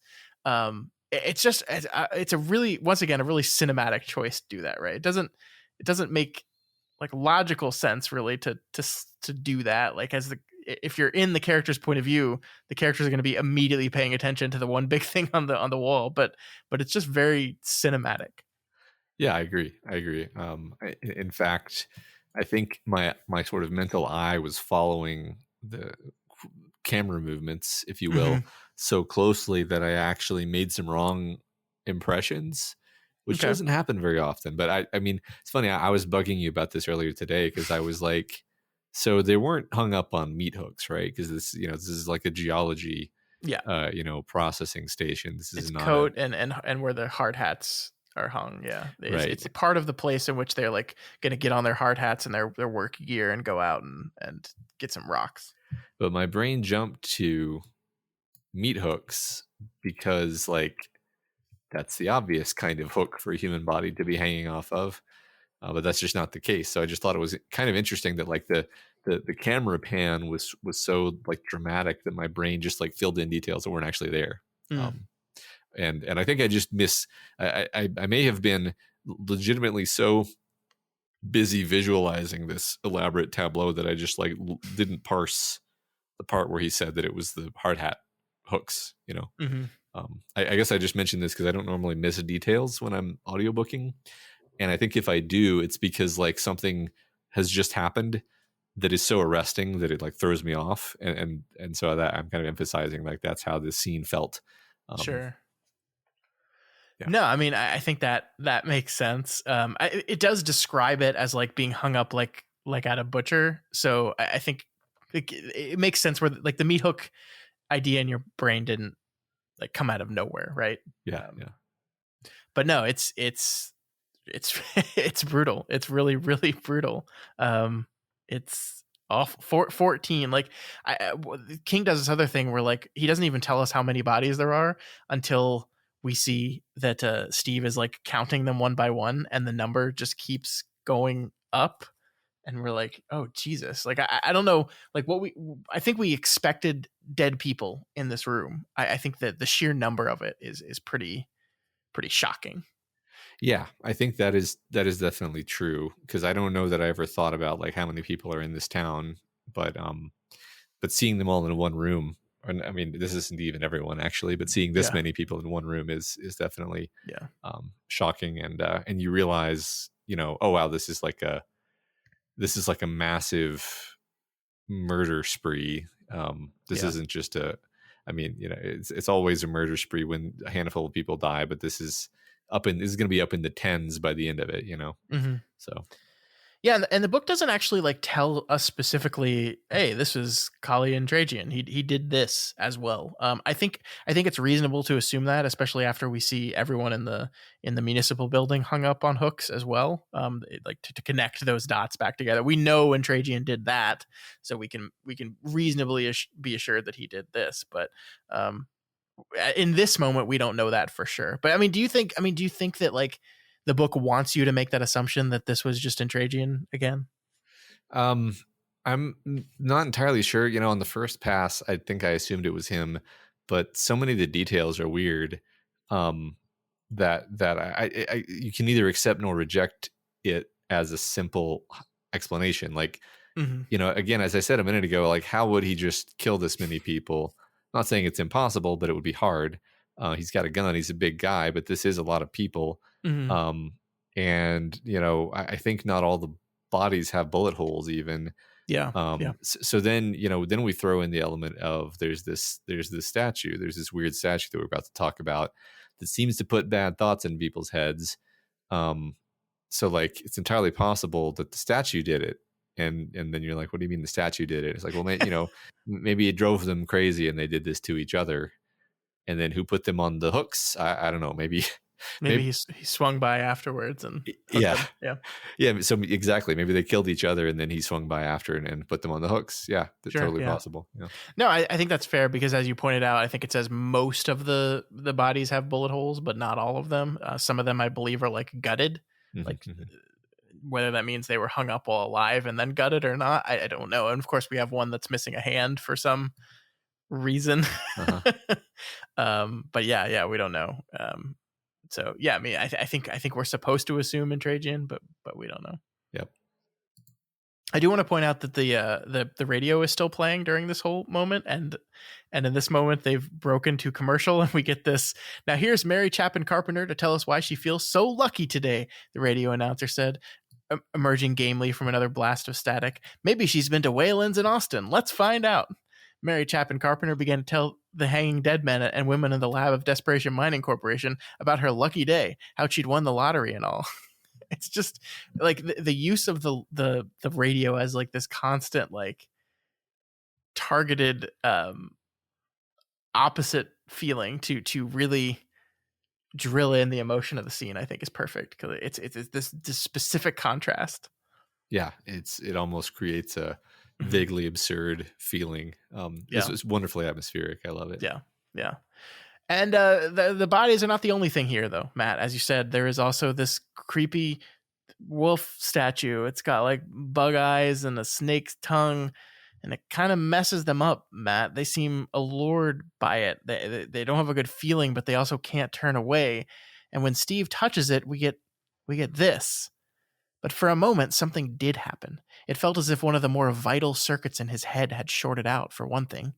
Except, hadn't he been thinking about the girl? Doing something to the girl with the girl? The kind of thing both of you might like to try, but would never talk about to your friends? A kind of experiment? Uh-oh. Huh. That's not good. Yeah, what's that? Yeah. Yeah. No, so basically it kind of almost seems to possess him or start to possess him for a moment. Just a fraction of a second really, but it's enough to put all these thoughts in his mind. And it kind of feels like if he had kept his hand on it for longer, maybe it would have done more. Yeah. But I really I can't say how much I love this like vague mention of like something that you would never talk to your friends about, a kind of experiment. I love that the book doesn't really tell you like what he was imagining, so it just leaves you to imagine the most depraved shit you can think of. Yep. That is, you know, beyond whatever your personal line is. Yeah. Yeah. It's perfect. Yeah. Anything you're gonna imagine in your head is probably worse than he could write down, because you're just it's gonna be personal to you and what you would find horrifying and disgusting. Yeah. Yeah. I also really like the use of the girl here. As I mean, this is the whole thing to me, that this is why I think it was so important that the Steve and Cynthia relationship was kind of set up in the very beginning as this non-creepy, mostly platonic kind of father-daughter thing at the very beginning, because then when this happens, this thought in his head is kind of so out of line with how their relationship has worked up until this point that it really stands out. It is not, I think, meant to demonstrate some sort of inner desire Steve has always had towards Cynthia, and touching the thing brings that to the forefront, like a drug. It is almost as if it like put the desire there. Yeah. Which I think is an important distinction. Yeah. And one thing that I think worth mentioning is that I think she's the one who touches it first. Yeah. And it sort of like from the outside, it almost looks like it shocked her. And it specifically says like her hips thrust forward. Yeah. And then she refuses to say like what happened. And I mean, I think it's pretty obvious something very overtly sexual happened that she's now embarrassed by and doesn't want to talk about. So they both sort of had this weird sexual button press in their brain caused by the statue. And it kind of leaves them both a little bit off kilter afterward too. Yeah. No, definitely. I think it is an interesting choice that the book does hide that from us, but I do think that like after Steve's reaction and getting to see in his head, we can kind of maybe connect the dots of what's going on in her head. Yeah, for sure. So the two decide it's time to get the hell out of this building and walk back up to the front. The storm has picked up and the wind is howling and slamming. There's a dumpster top that's slamming that Cynthia thinks is a gunshot. Also, the fish tank has fallen over in the preceding time, which just kind of is a thing that mysteriously happens. Yeah. Which is just creepy. It felt like when they started touching the statue that like weird shit happened all around them. Right. So all the electricity flickered and changed. And so, there's like the tank blew or shorted or something. There's power in this thing for sure. Yes, definitely not just confined to just touching them. It's big, powerful. So they hop into the car, and there's this other scene I wanted to highlight here as a kind of connecting dot of what we were just talking about. They get in the car and Steve kind of, they're both like freaking out, and Cynthia especially is like losing it, and Steve kind of puts his arm around Cynthia to comfort her, and they have this like cuddle moment in the car. And I think like you could maybe see this as still kind of this fatherly hand around daughter trying to comfort her thing, but I do think this also demonstrates a shift in the relationship a little bit. Like you can't divorce this moment from the paragraph of him thinking about experimenting with her, right? Yeah. And indeed we see that like neither can Steve. Like in this moment as he's sitting here trying to comfort her, his mind starts to wander back to that thing and then he pushes it away. And so like I just think it serves as a whatever this thing was before, that experience with this wolf has altered it slightly. Yeah. I got the feeling too. Yeah. I mean, that particular action, and I think just general quality of their interactions at this point feel a little bit off. Yeah. Relative to how they were interacting previous to this. Yeah. I think you're right there. So we'll see where that goes. I mean, obviously we were I think we were talking about this before we started recording, but like Chekhov's wolf statue, like I think it's safe to assume we're going to see this thing or things like it again. Like, I don't think this is going to be a one and done. Where Yeah. that was weird. Okay, let's move on. So we'll see. But really interesting kind of new concept brought into the book that hadn't been around yet. And I don't think we said this out loud, but and maybe the book doesn't even quite say it out loud, but it's like, obviously they found this thing down in the mine. Yeah. Like it was buried, right? It doesn't say, it does say that it's like has some of the similar rock type of the quartz from some of the rock samples. So yeah, which you're totally right, which is even more interesting than just like, oh, it's a statue that was buried. It's almost like this is of the earth itself. Mm-hmm. Because it's like made of the same rock as the surrounding rock, but it's a statue. So there's something even more sort of magic feeling about that to me. Yeah. Yeah. All right. So we cut back to David heading down the stairs and into the rest of the municipal building. He sees that his sister has been moved, which provides him with a brief respite from the horror of that situation. But of course, that ends when he enters into the town office. The first thing he sees is, as we said at the beginning of the episode, our part 2 title. Someone has written on the wall in blood, I'm assuming, in these silences, something may rise, which I don't know. What's Intragian? What are you doing, man? What are you doing? Yeah. I mean, I always write stuff on the walls for atmosphere, but oh yeah, I just don't understand what it means. In blood, usually in blood, yeah. All right. Then, like in the Quonset hut, he sees bodies hung from hooks on the wall. As I said, I think this is King gesturing that Intragian was responsible for both of these scenes, or as you said, like at least post death they were hung. Yeah. I think that's at least the safest assumption. It's weird, because we know so little. Honestly, didn't spend much time theory crafting while actually listening to the book. I wasn't thinking like, but they're, a really subtle Sherlock Holmesian detective imagines there are two giant cops that are possessed that are walking around doing totally different and separate murder sprees. It's like, no, it's probably all just Intragian, but it is interesting how sort of weird everything is and how the details are just weird enough that it makes you wonder, like, this doesn't really make sense, Yeah. I mean, like, why is he doing this, right? Like, what is it? It seems needlessly cruel, and maybe that's just the whole point. That's what Intragian is, or is this just needlessly cruel being? Yeah, maybe, yeah. So of course David finds his little sister hung up there with the rest of them, and just like Matt, just imagine being 11 and having to deal with this stuff. It's just awful. Yeah, just awful. Like this sentence here: God, I know that my sister is with you, and this is just what she left behind. Please help me do what I have to for her. He opened his eyes again and looked at her. I love you, Pi. I'm sorry for all the times I yelled at you or pulled your braids too hard. That last was too much. He knelt on the floor and put his hands on top of his bowed head and held them there, gasping and trying not to pass out. His tears cut trails in the green goo on his face. What hurt most was the knowledge that the door which had swung shut between them would never be opened, at least not in this world. He would never see Pi go on a date or shoot a basket from downtown 2 seconds before the buzzer. She would never again ask him to spot her while she stood on her head or wanted to know if the light of the refrigerator stayed on even when the door was closed. He understood now why people in the Bible rented their clothes. That last line. Love it. Yeah.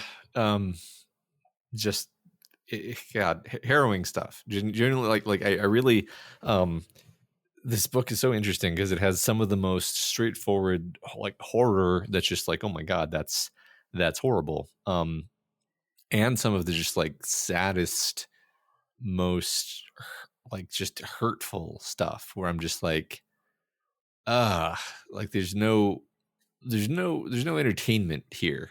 No, like I don't feel entertained by this, and this is not a criticism. It's just like that's very much the king who can always entertain you, who can always tell a yarn.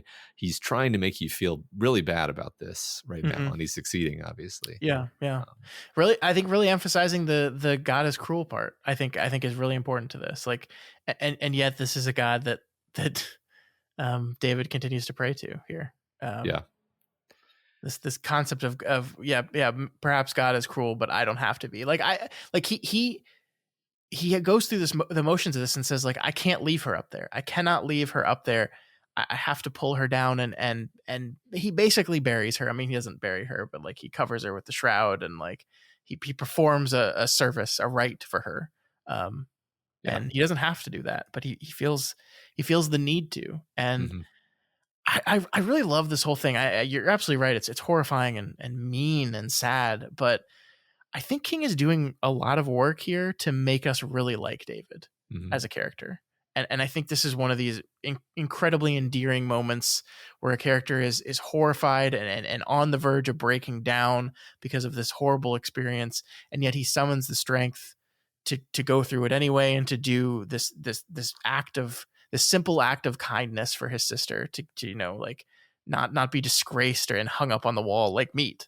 Mm-hmm. And I think this is important because I was thinking about this a lot. Like there's a very good chance that the people reading this book are kind of put off by all this God stuff, right? Like you can find religion and religion talk very alienating sometime if this is not something you care about at all.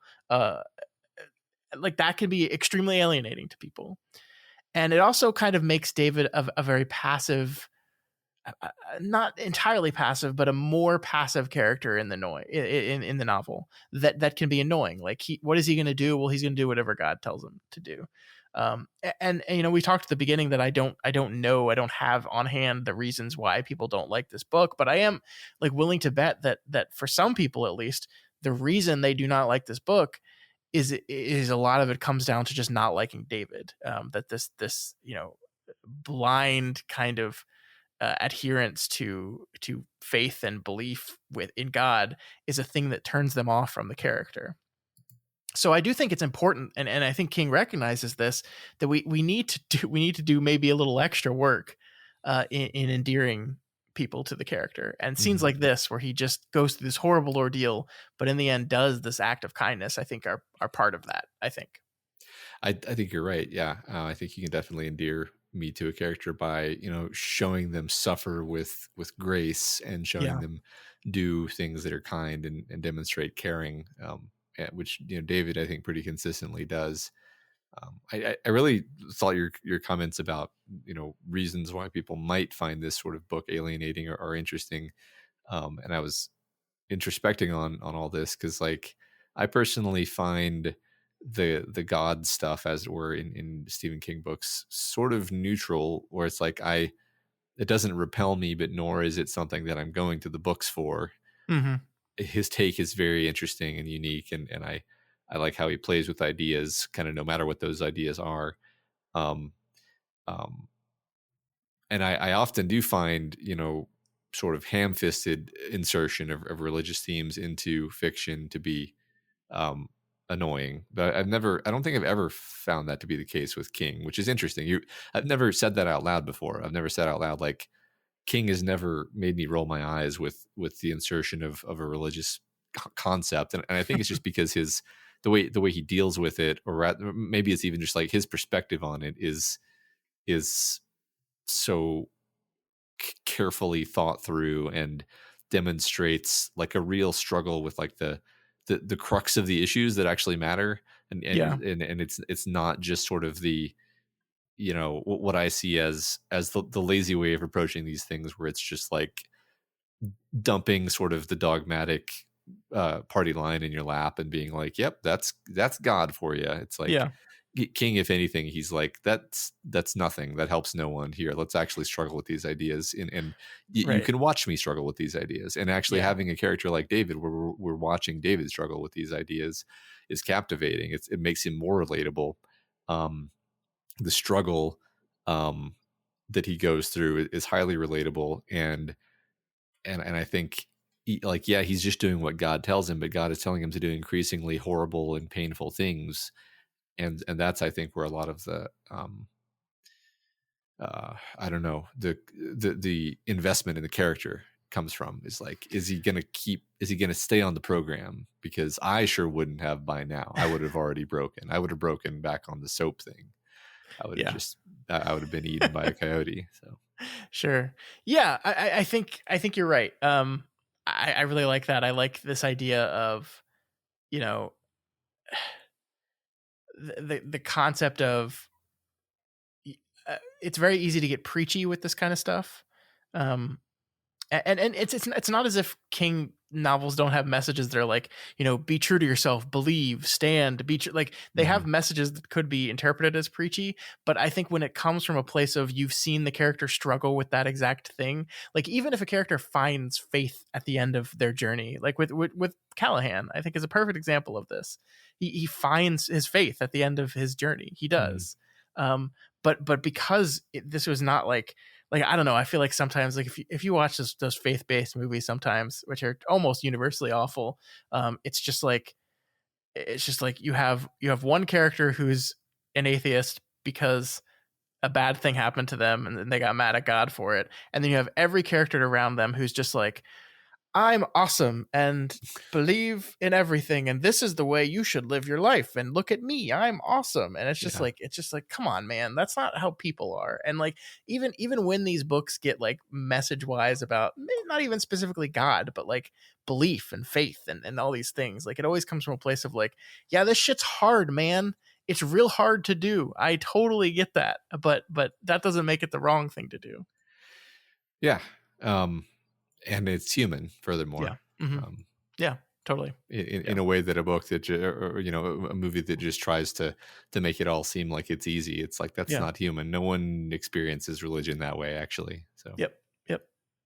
And it helps that it comes from the place of an author who we know himself like has struggles with this whole thing, right? Like King is not like I don't know if he call himself Christian. I think he believes in something that's more, that exists out there, that's more powerful than himself. Like he does, like he calls it spirituality, but like I don't think he's like talking up Jesus all the time. Like, so it makes us like coming at the stuff from the perspective of someone who has gone through, has learned all this stuff and gone through it, and has a perspective on it that is not in it, I think makes it really interesting too. Yeah, I agree. All right. So, as we said, David kind of lays his sister to rest, and that done, he heads into the town safety officer's office and finds him dead in his chair with 2 pencils in his eyes and a desk plaque shoved down his throat. Man, this book is really mean. It is. The one comment I'll make here is that this is maybe the only murder we've seen that seems personal. Where I mean, like Intragian knew who the guy was that he ran down in the street, but he just ran him down like a dog, right? There was there was no real feeling about it. Whereas this guy, he really got the full treatment. This feels like somebody wanted to hurt him, like specifically, and I just thought that was interesting. Yeah, and he doesn't hang him up on the meat hook. He like leaves him there where he died. Yeah.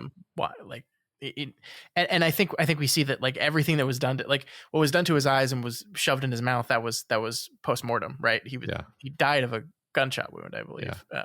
Which I mean, it's funny. This cuts against almost everything I've said at this point, but it kind of feels like this was Intragian's boss, and Intragian, that there's enough left of Intragian in there that he's like, fuck you specifically, and goes out of his way to give this guy a really bad ending. And then maybe he doesn't feel so strongly about anybody else. So maybe maybe this is still Intragian, and he's just been like implanted with all these, evil ideas from the whatever, maybe from the statue, maybe from something else. But maybe I was slightly wrong in just saying like, oh, Intragian's dead, this is another guy. Maybe that was premature. It's a fun thing to think about, because how much of what we've been seeing the whole time is the thing, and how much of it is Intragian. We just don't know. Right. Yeah, exactly. So David kind of goes in, and what he's doing there is he's looking for the keys. The keys to the jail cell. So he kind of has to once again deal with a dead body, this time a much bigger one. And we get this: biting his lower lip, somehow sure that the dead cop was going to reach out.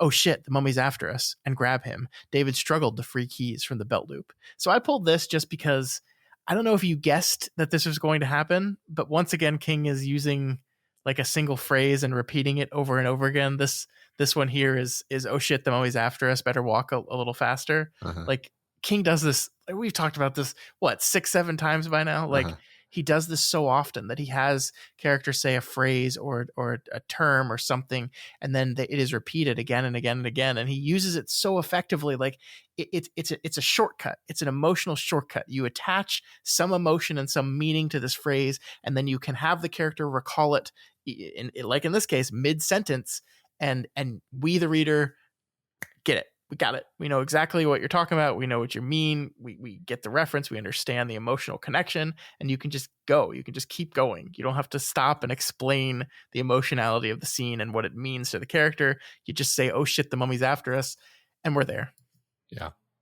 Yeah, I wouldn't say I predicted it, but I'm not at all surprised to see it either. It's just I see that as being one of his delightful motifs that he uses. More writers should do this. I think this is one of his great things is this use of, like, every book has like a saying and a quote that is repeated again and again and again. And I really like what you just said, though, where you kind of laid out like why, like it's because it becomes this shorthand for this idea or this feeling that he then can just casually re-invoke it in the middle of doing something else entirely and give it all a slightly different flavor. Yep. I really like that. It's so good. It's so good. This is why I love King, man. Stuff like this. Exactly. Yep. So David grabs the dead cop's keys and also grabs his revolver. I love how he describes the revolver with, quote, a sense of inhaled violence. I don't know. I just like, that's a great turn of phrase there for me. Yeah.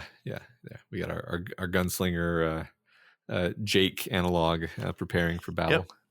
And so he starts to walk up the stairs back into the room where a coyote is waiting for him with a gun. He doesn't know if he knows how to use it, but I guess he's going to try. Yeah, I'll figure it out. And that is where the chapter ends. And that is us done for the week. We will pick right up here. I'm sorry, Matt, next week with 3 more chapters. We're going to complete part 2. Part 2 is 5 chapters. So chapters 3 through 5 of part 2 will be done by the end of next week. So hopefully that'll be a good cutoff for you, Matt. There won't be too much cliffhanger-ness. Okay, that's nice. I appreciate that. All right, let's move into the discussion question. What was our question last week? Our question was, what is the creepiest desert animal and why? We were struggling to come up with good questions last week, and I think this one worked out. I always appreciate it when y'all pull through on the questions where I'm like, I don't know. And then y'all give great answers. So dude, there's a lot of creepy desert animals, man. That's true. Pear Jane says, first time I ever went backcountry camping, it was in Joshua Tree. I'd never been to the desert, so I had no basis for comparison, but my first impression of Joshua Tree was that it was a waiting place, like something happened there a bazillion years ago, and since then all the trees, shrubs, and wildlife have been waiting patiently for the mothership to return. Our first day there, we hiked through some rocks to find a hollow so steep that it was fully in the shade at 3 p.m. On the floor of the hollow were hundreds of small cacti mounded up from the sand. They were pretty, and I remember saying they looked like pillows. We stepped from rock to avoid them, and at some point my foot slipped onto the floor. A cactus needle penetrated my shoe, and I swear to you, I was at least 6 inches away from that damn cactus, and the bastard bit me. When I got back to the campsite, I removed my shoe and found a pretty good-sized welt on my foot. Either I was allergic to the cactus, which is likely given my history, or the asshole was just poisonous. Ergo, the creepiest desert animal is a pillow-sized cactus waiting patiently on the floor of a hollow in Joshua Tree for some clumsy hiker to slip by. Pear Jane, I'm pretty sure that the cactus just jumped out and stabbed you, and when you weren't paying attention, these things happen. Have you felt yourself desiring to say the word tack lately? I know I have. Baby, can you do your Sam says, for me, it's got to be the tarantula. I hate spiders. Hate. Tarantulas are big, meaty, hairy creatures, and 8 legs give them scary speed. As a kid, one of our local TV stations used to play an old Shatner movie called Kingdom of the Spiders frequently, so 7-year-old me developed a very healthy fear of an arachnid after repeat exposures to this movie. On a side note, I grew up in rural Pennsylvania, and the hillside behind our house was mowed at least once a year to make bales of hay. After the mowing day, we could always expect 30-plus turkey vultures in the trees around the hillside for about a week after to feast on all of the animals animals the tractor had taken out along with the grass. Dead mice, rabbits, groundhogs, moles, and even sometimes a dead fawn. Take it from me, these birds are big, creepy, and very, very ugly, and their wingspan is close up is terrifying. Ugh. Ugh. Yeah. Used to spend a lot of time driving in rural Texas, and there'd be lots of roadkill, and there'd be these, exactly as you say, extremely ugly, disturbingly ugly giant buzzards.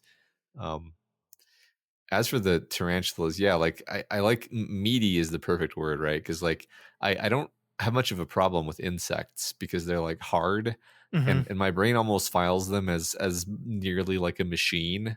Like yeah, they're creepy, but I can deal with. But like tarantulas are like soft and pliable in a way that just is extremely upsetting to me. Meaty, I hate Oh that. yeah. I don't like. I'm not like terrified of spiders. I don't like them, but like, I saw Arachnophobia when I was very young, and that movie scared the shit out of me. I did I, too.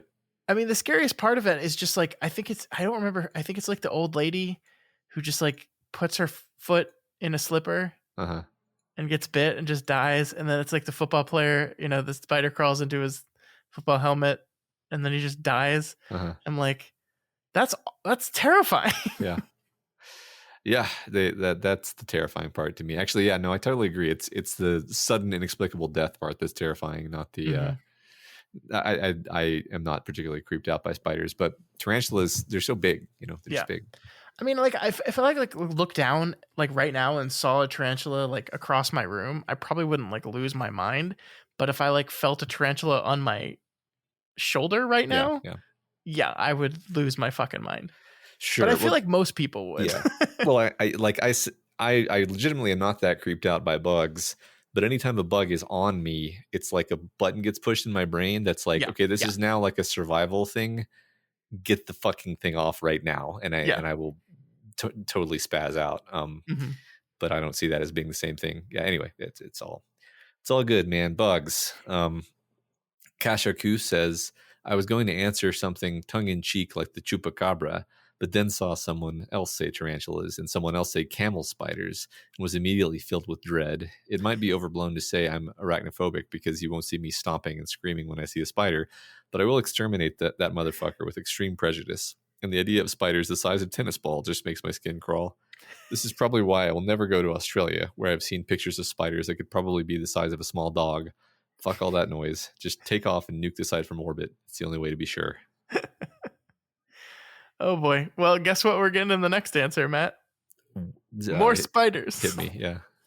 Hobo Demon says, I'd nominate the camel spider, which Kashakus was just referencing. Camel spiders are a kind of arachnid more closely related to daddy long legs than to ticks. Side note, isn't it just like the name of the spider is Daddy Long Legs? Isn't it funny that that's just what we went with? Yeah. That's a ridiculous name. Hey, Dad, what's that spider? Daddy Long Legs. That's like the official name the world over. I honestly always assumed that was like some southern nickname for them.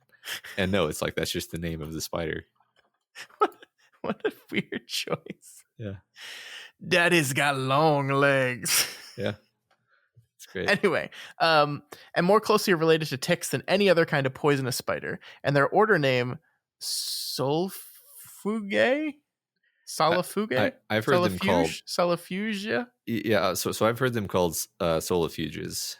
Solifugia. I might be saying that wrong, but helps explain the motivation behind their creepy behavior. See, I'm not using the term objectively here as a reflection of aesthetic qualities of the animal, but entirely subjective and with respect for the projected assumptions of the observer, as someone who was once unsocialized and considered creepy for behaviors that seemed entirely justified from an internal view. The camel spider is best known among veteran soldiers as a subject for hazing green hordes with, pairing pranks with tall tales about its potentially venomous bite and aggressive nature, charging erratically upon its victims like a mad dog.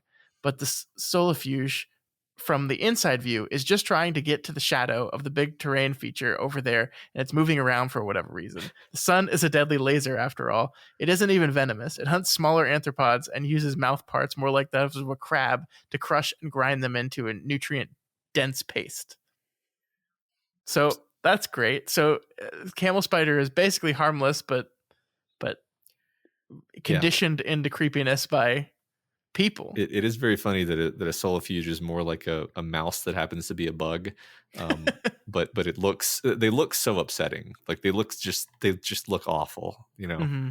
their mouths are just like horrible xenomorph mouths, and I feel bad. I feel bad because they're in a logical, rational world, we would find them as cute as we find bunnies cute. What if bunnies look like solifuges and solifuges look like bunnies? Then we would not have bunnies around. We would kill the bunnies. That's true. What if Watership Down was about solifuges? It wouldn't be. I'll take that as a challenge.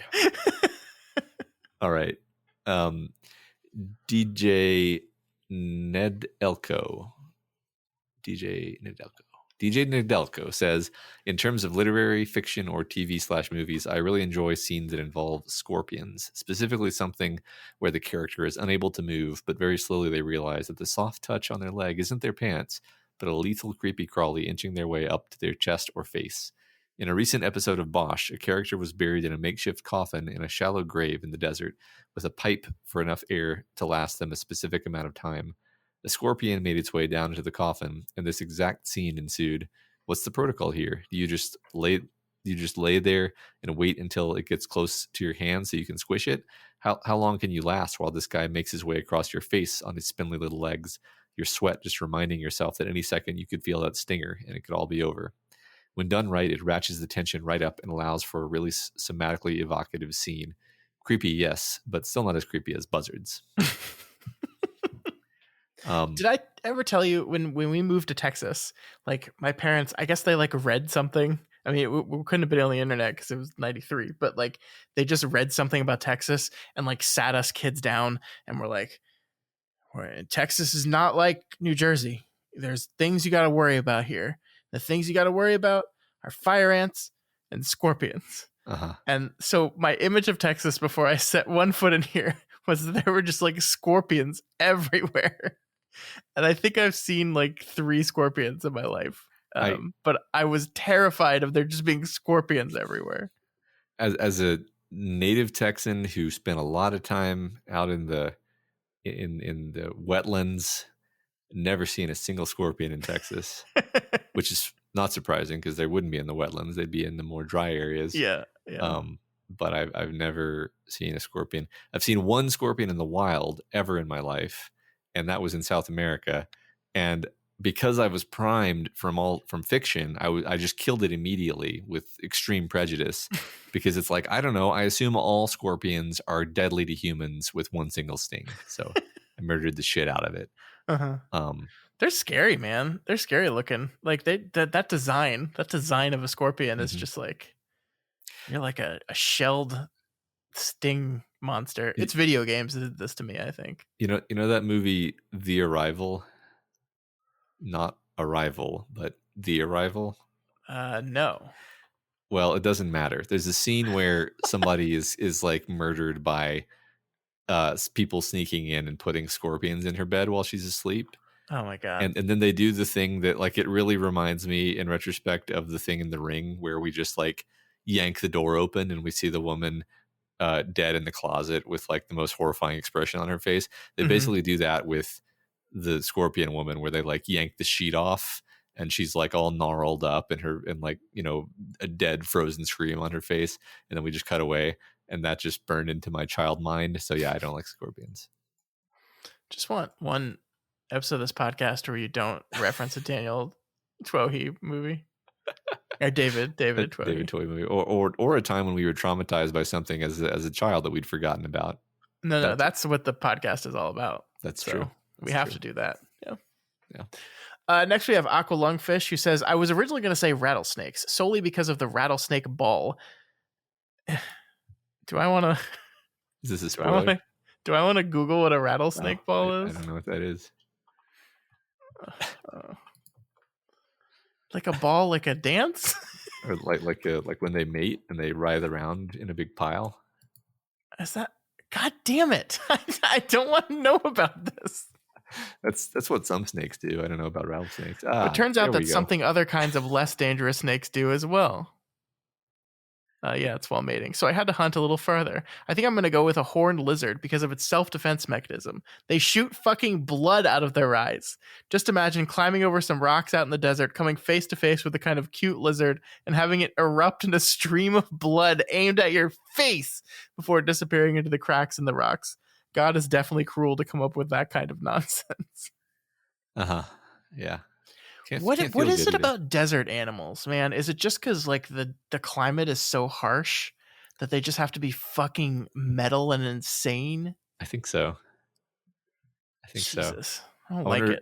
it. Yeah, I mean, I don't think anybody's going to mention this one, but there's the snake that has a the like it's sort of like a rattle, but it's not a rattle. It's like a little dongle. It looks like a spider and twitches it around to lure in birds. And then it eats the birds. It's like this is like you said, metal. It's like soup. It's like it's just we're talking about a statue of like a wolf that has a snake as a tongue. This is a snake. This is a real animal that has a spider as a tail.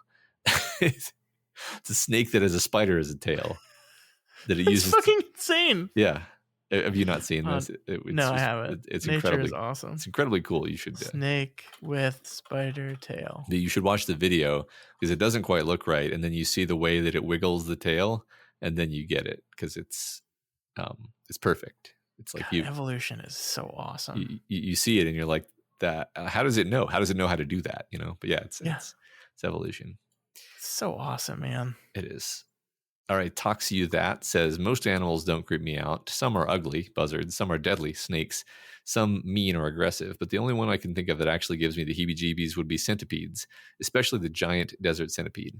Ugh, so many legs crawling over you, each one slightly more than a pinprick, as its sharp, bony claw-like appendages travel along you like death herself giving you a massage.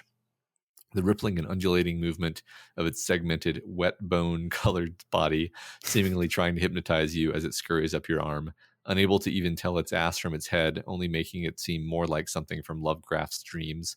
Why does this thing exist? Why does it feel like it's on my neck right now? Why? Why?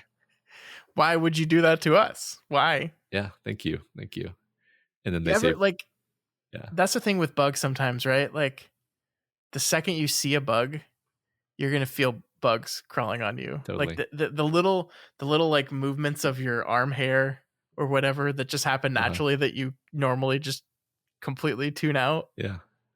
Suddenly become a bug crawling all over you. So that's what's gonna happen to me for the rest of the night. So thank you very much for that. It makes sense because if there's a bug over there, then there might as well be bugs on me right now. So exactly. Yeah. They also mentioned the photosensitive beast from Pitch Black. There's another Twohy. There we Just go. gotta get another one in. Yep. Next we have Don Zesty, who says, I have to go with the sandworms from Dune. Matt, this is just answers designed for you this week. Thank you. I must sheepishly admit that I only read Dune in 2020. It's been on the list for years, and I needed to get under my belt before I fell in love with Chalamet. These behemoths of the desert are just one more dangerous element of Arrakis. The experience of just walking across the sand can summon these beasts, and you can feel the tension in your legs just reading about it. It's a good answer. Yeah, I love that. I as I was listening to all these, it's like totally vibe with all these answers, but I was thinking about like what kind of animals actually have really scared me in my life. And I'm like, I think I think the thing that would actually scare me the most if I were in the desert and like alone and I came across a pack of wild dogs, like desert dogs. Oh yeah, man. That would scare the shit out of me. Which, I mean, coyotes usually don't go after people. It's not that it has happened actually. But they usually don't. But like wild dogs, a pack of wild dogs is like actually scary to me in a way that any single like kind of creepy animal is not. They're definitely not man's best friend, those things. Yeah, if they're hungry. Yeah. All right, that is going to do it for our question this week. Those are great answers. Thank you, everyone. Like, literally, I just felt like I saw movement out of the corner of my eye in my other room, and I'm freaking out about it. So thanks. I appreciate that, everyone. I'm sufficiently creeped out. And no one even said buzzard. I didn't even need buzzard to be an answer for people to creep me out. So thank you. Yeah, appreciate that. All right. Next week's question, Matt. What are we doing next week? So next week, the question is basically, what is your favorite biblical reference in a narrative? And as usual, we ask questions in a way that's sort of intentionally vague so that you can fit whatever comes to mind to the pattern. I think what we kind of have in mind is by example, this insertion of the story of Daniel in the lion's den into this book, and then sort of plot movement being rooted in that. You can obviously go off in whatever direction you want, but that was the inspiration, if that helps you get the vibe that we're looking for. Yeah. So yeah, hit us with your favorite biblical reference in a story. Yeah, and maybe talk a little bit about how it's used, and maybe the why of referencing the big old God book. Yeah, the big book, as they call it. Yeah, that's what they call it on the streets. You guys read the big book lately? It's pretty fucked up stuff in there.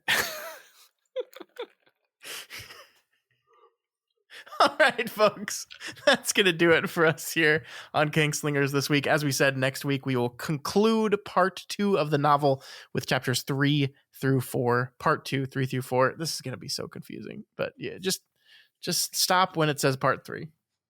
Sounds good. Remember, you can reach us via email at kingslingerspod@gmail.com, over on x.com at kingslingerspod, or over on the subreddit at reddit.com/r/doofmedia. And if you're not already subscribed to Kingslingers, please do it now. Buy a shirt and then subscribe at the same time. And then you can wear the shirt and then tell other people to subscribe as well.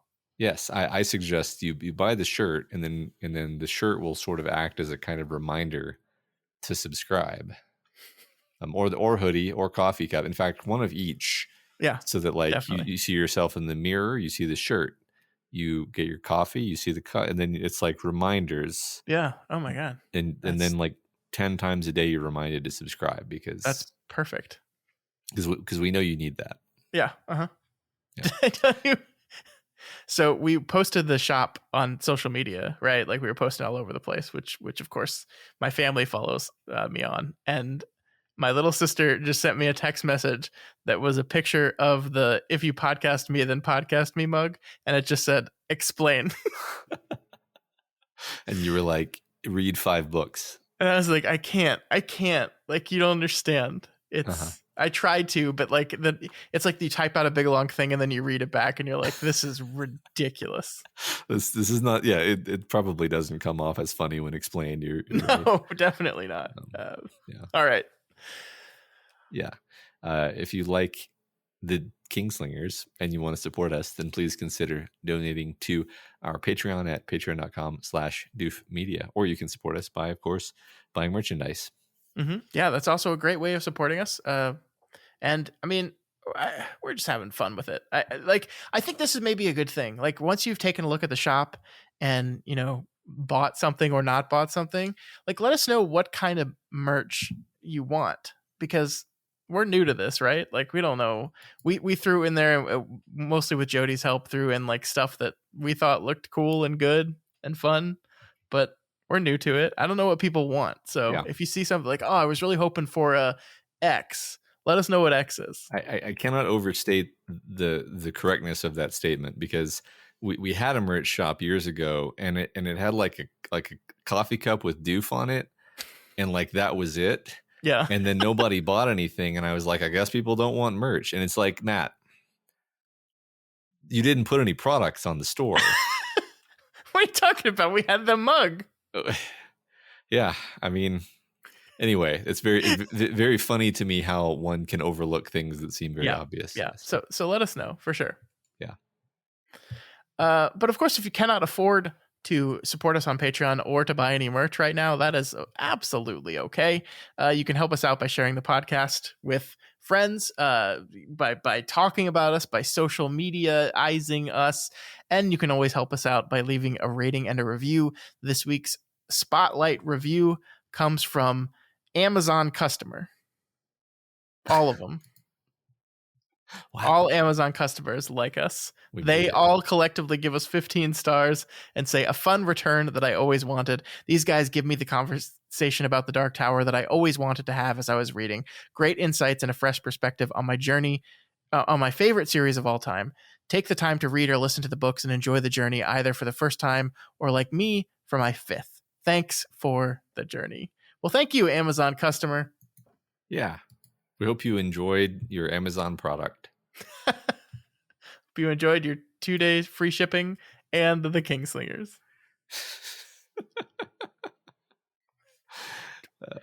What was it? It was the trailer for the new Fallout television show. I'm pretty sure. They're making a Fallout TV show. I don't know if you knew that. Okay. And I'm pretty sure it's gonna be on Amazon Prime. And it's a very tongue-in-cheek trailer because it's Fallout. And it was like, from the studio that brought you 2-day free shipping. That's good. For a second, it took me a second to realize you were talking about the video game franchise. I didn't know they were doing that. That's cool. Yep. Nope. It stars. It's by Christopher Nolan's brother, Jonathan Nolan. You know, he did Westworld, which I did not like. So I don't know. We'll see about this, but yeah, I don't know. All right. It has Walton Goggins in it. I love me some Goggins. Me too. All right. That's it for us this week. We'll see you folks next week for more Desperation. Long days and pleasant nights. And may you have twice the number.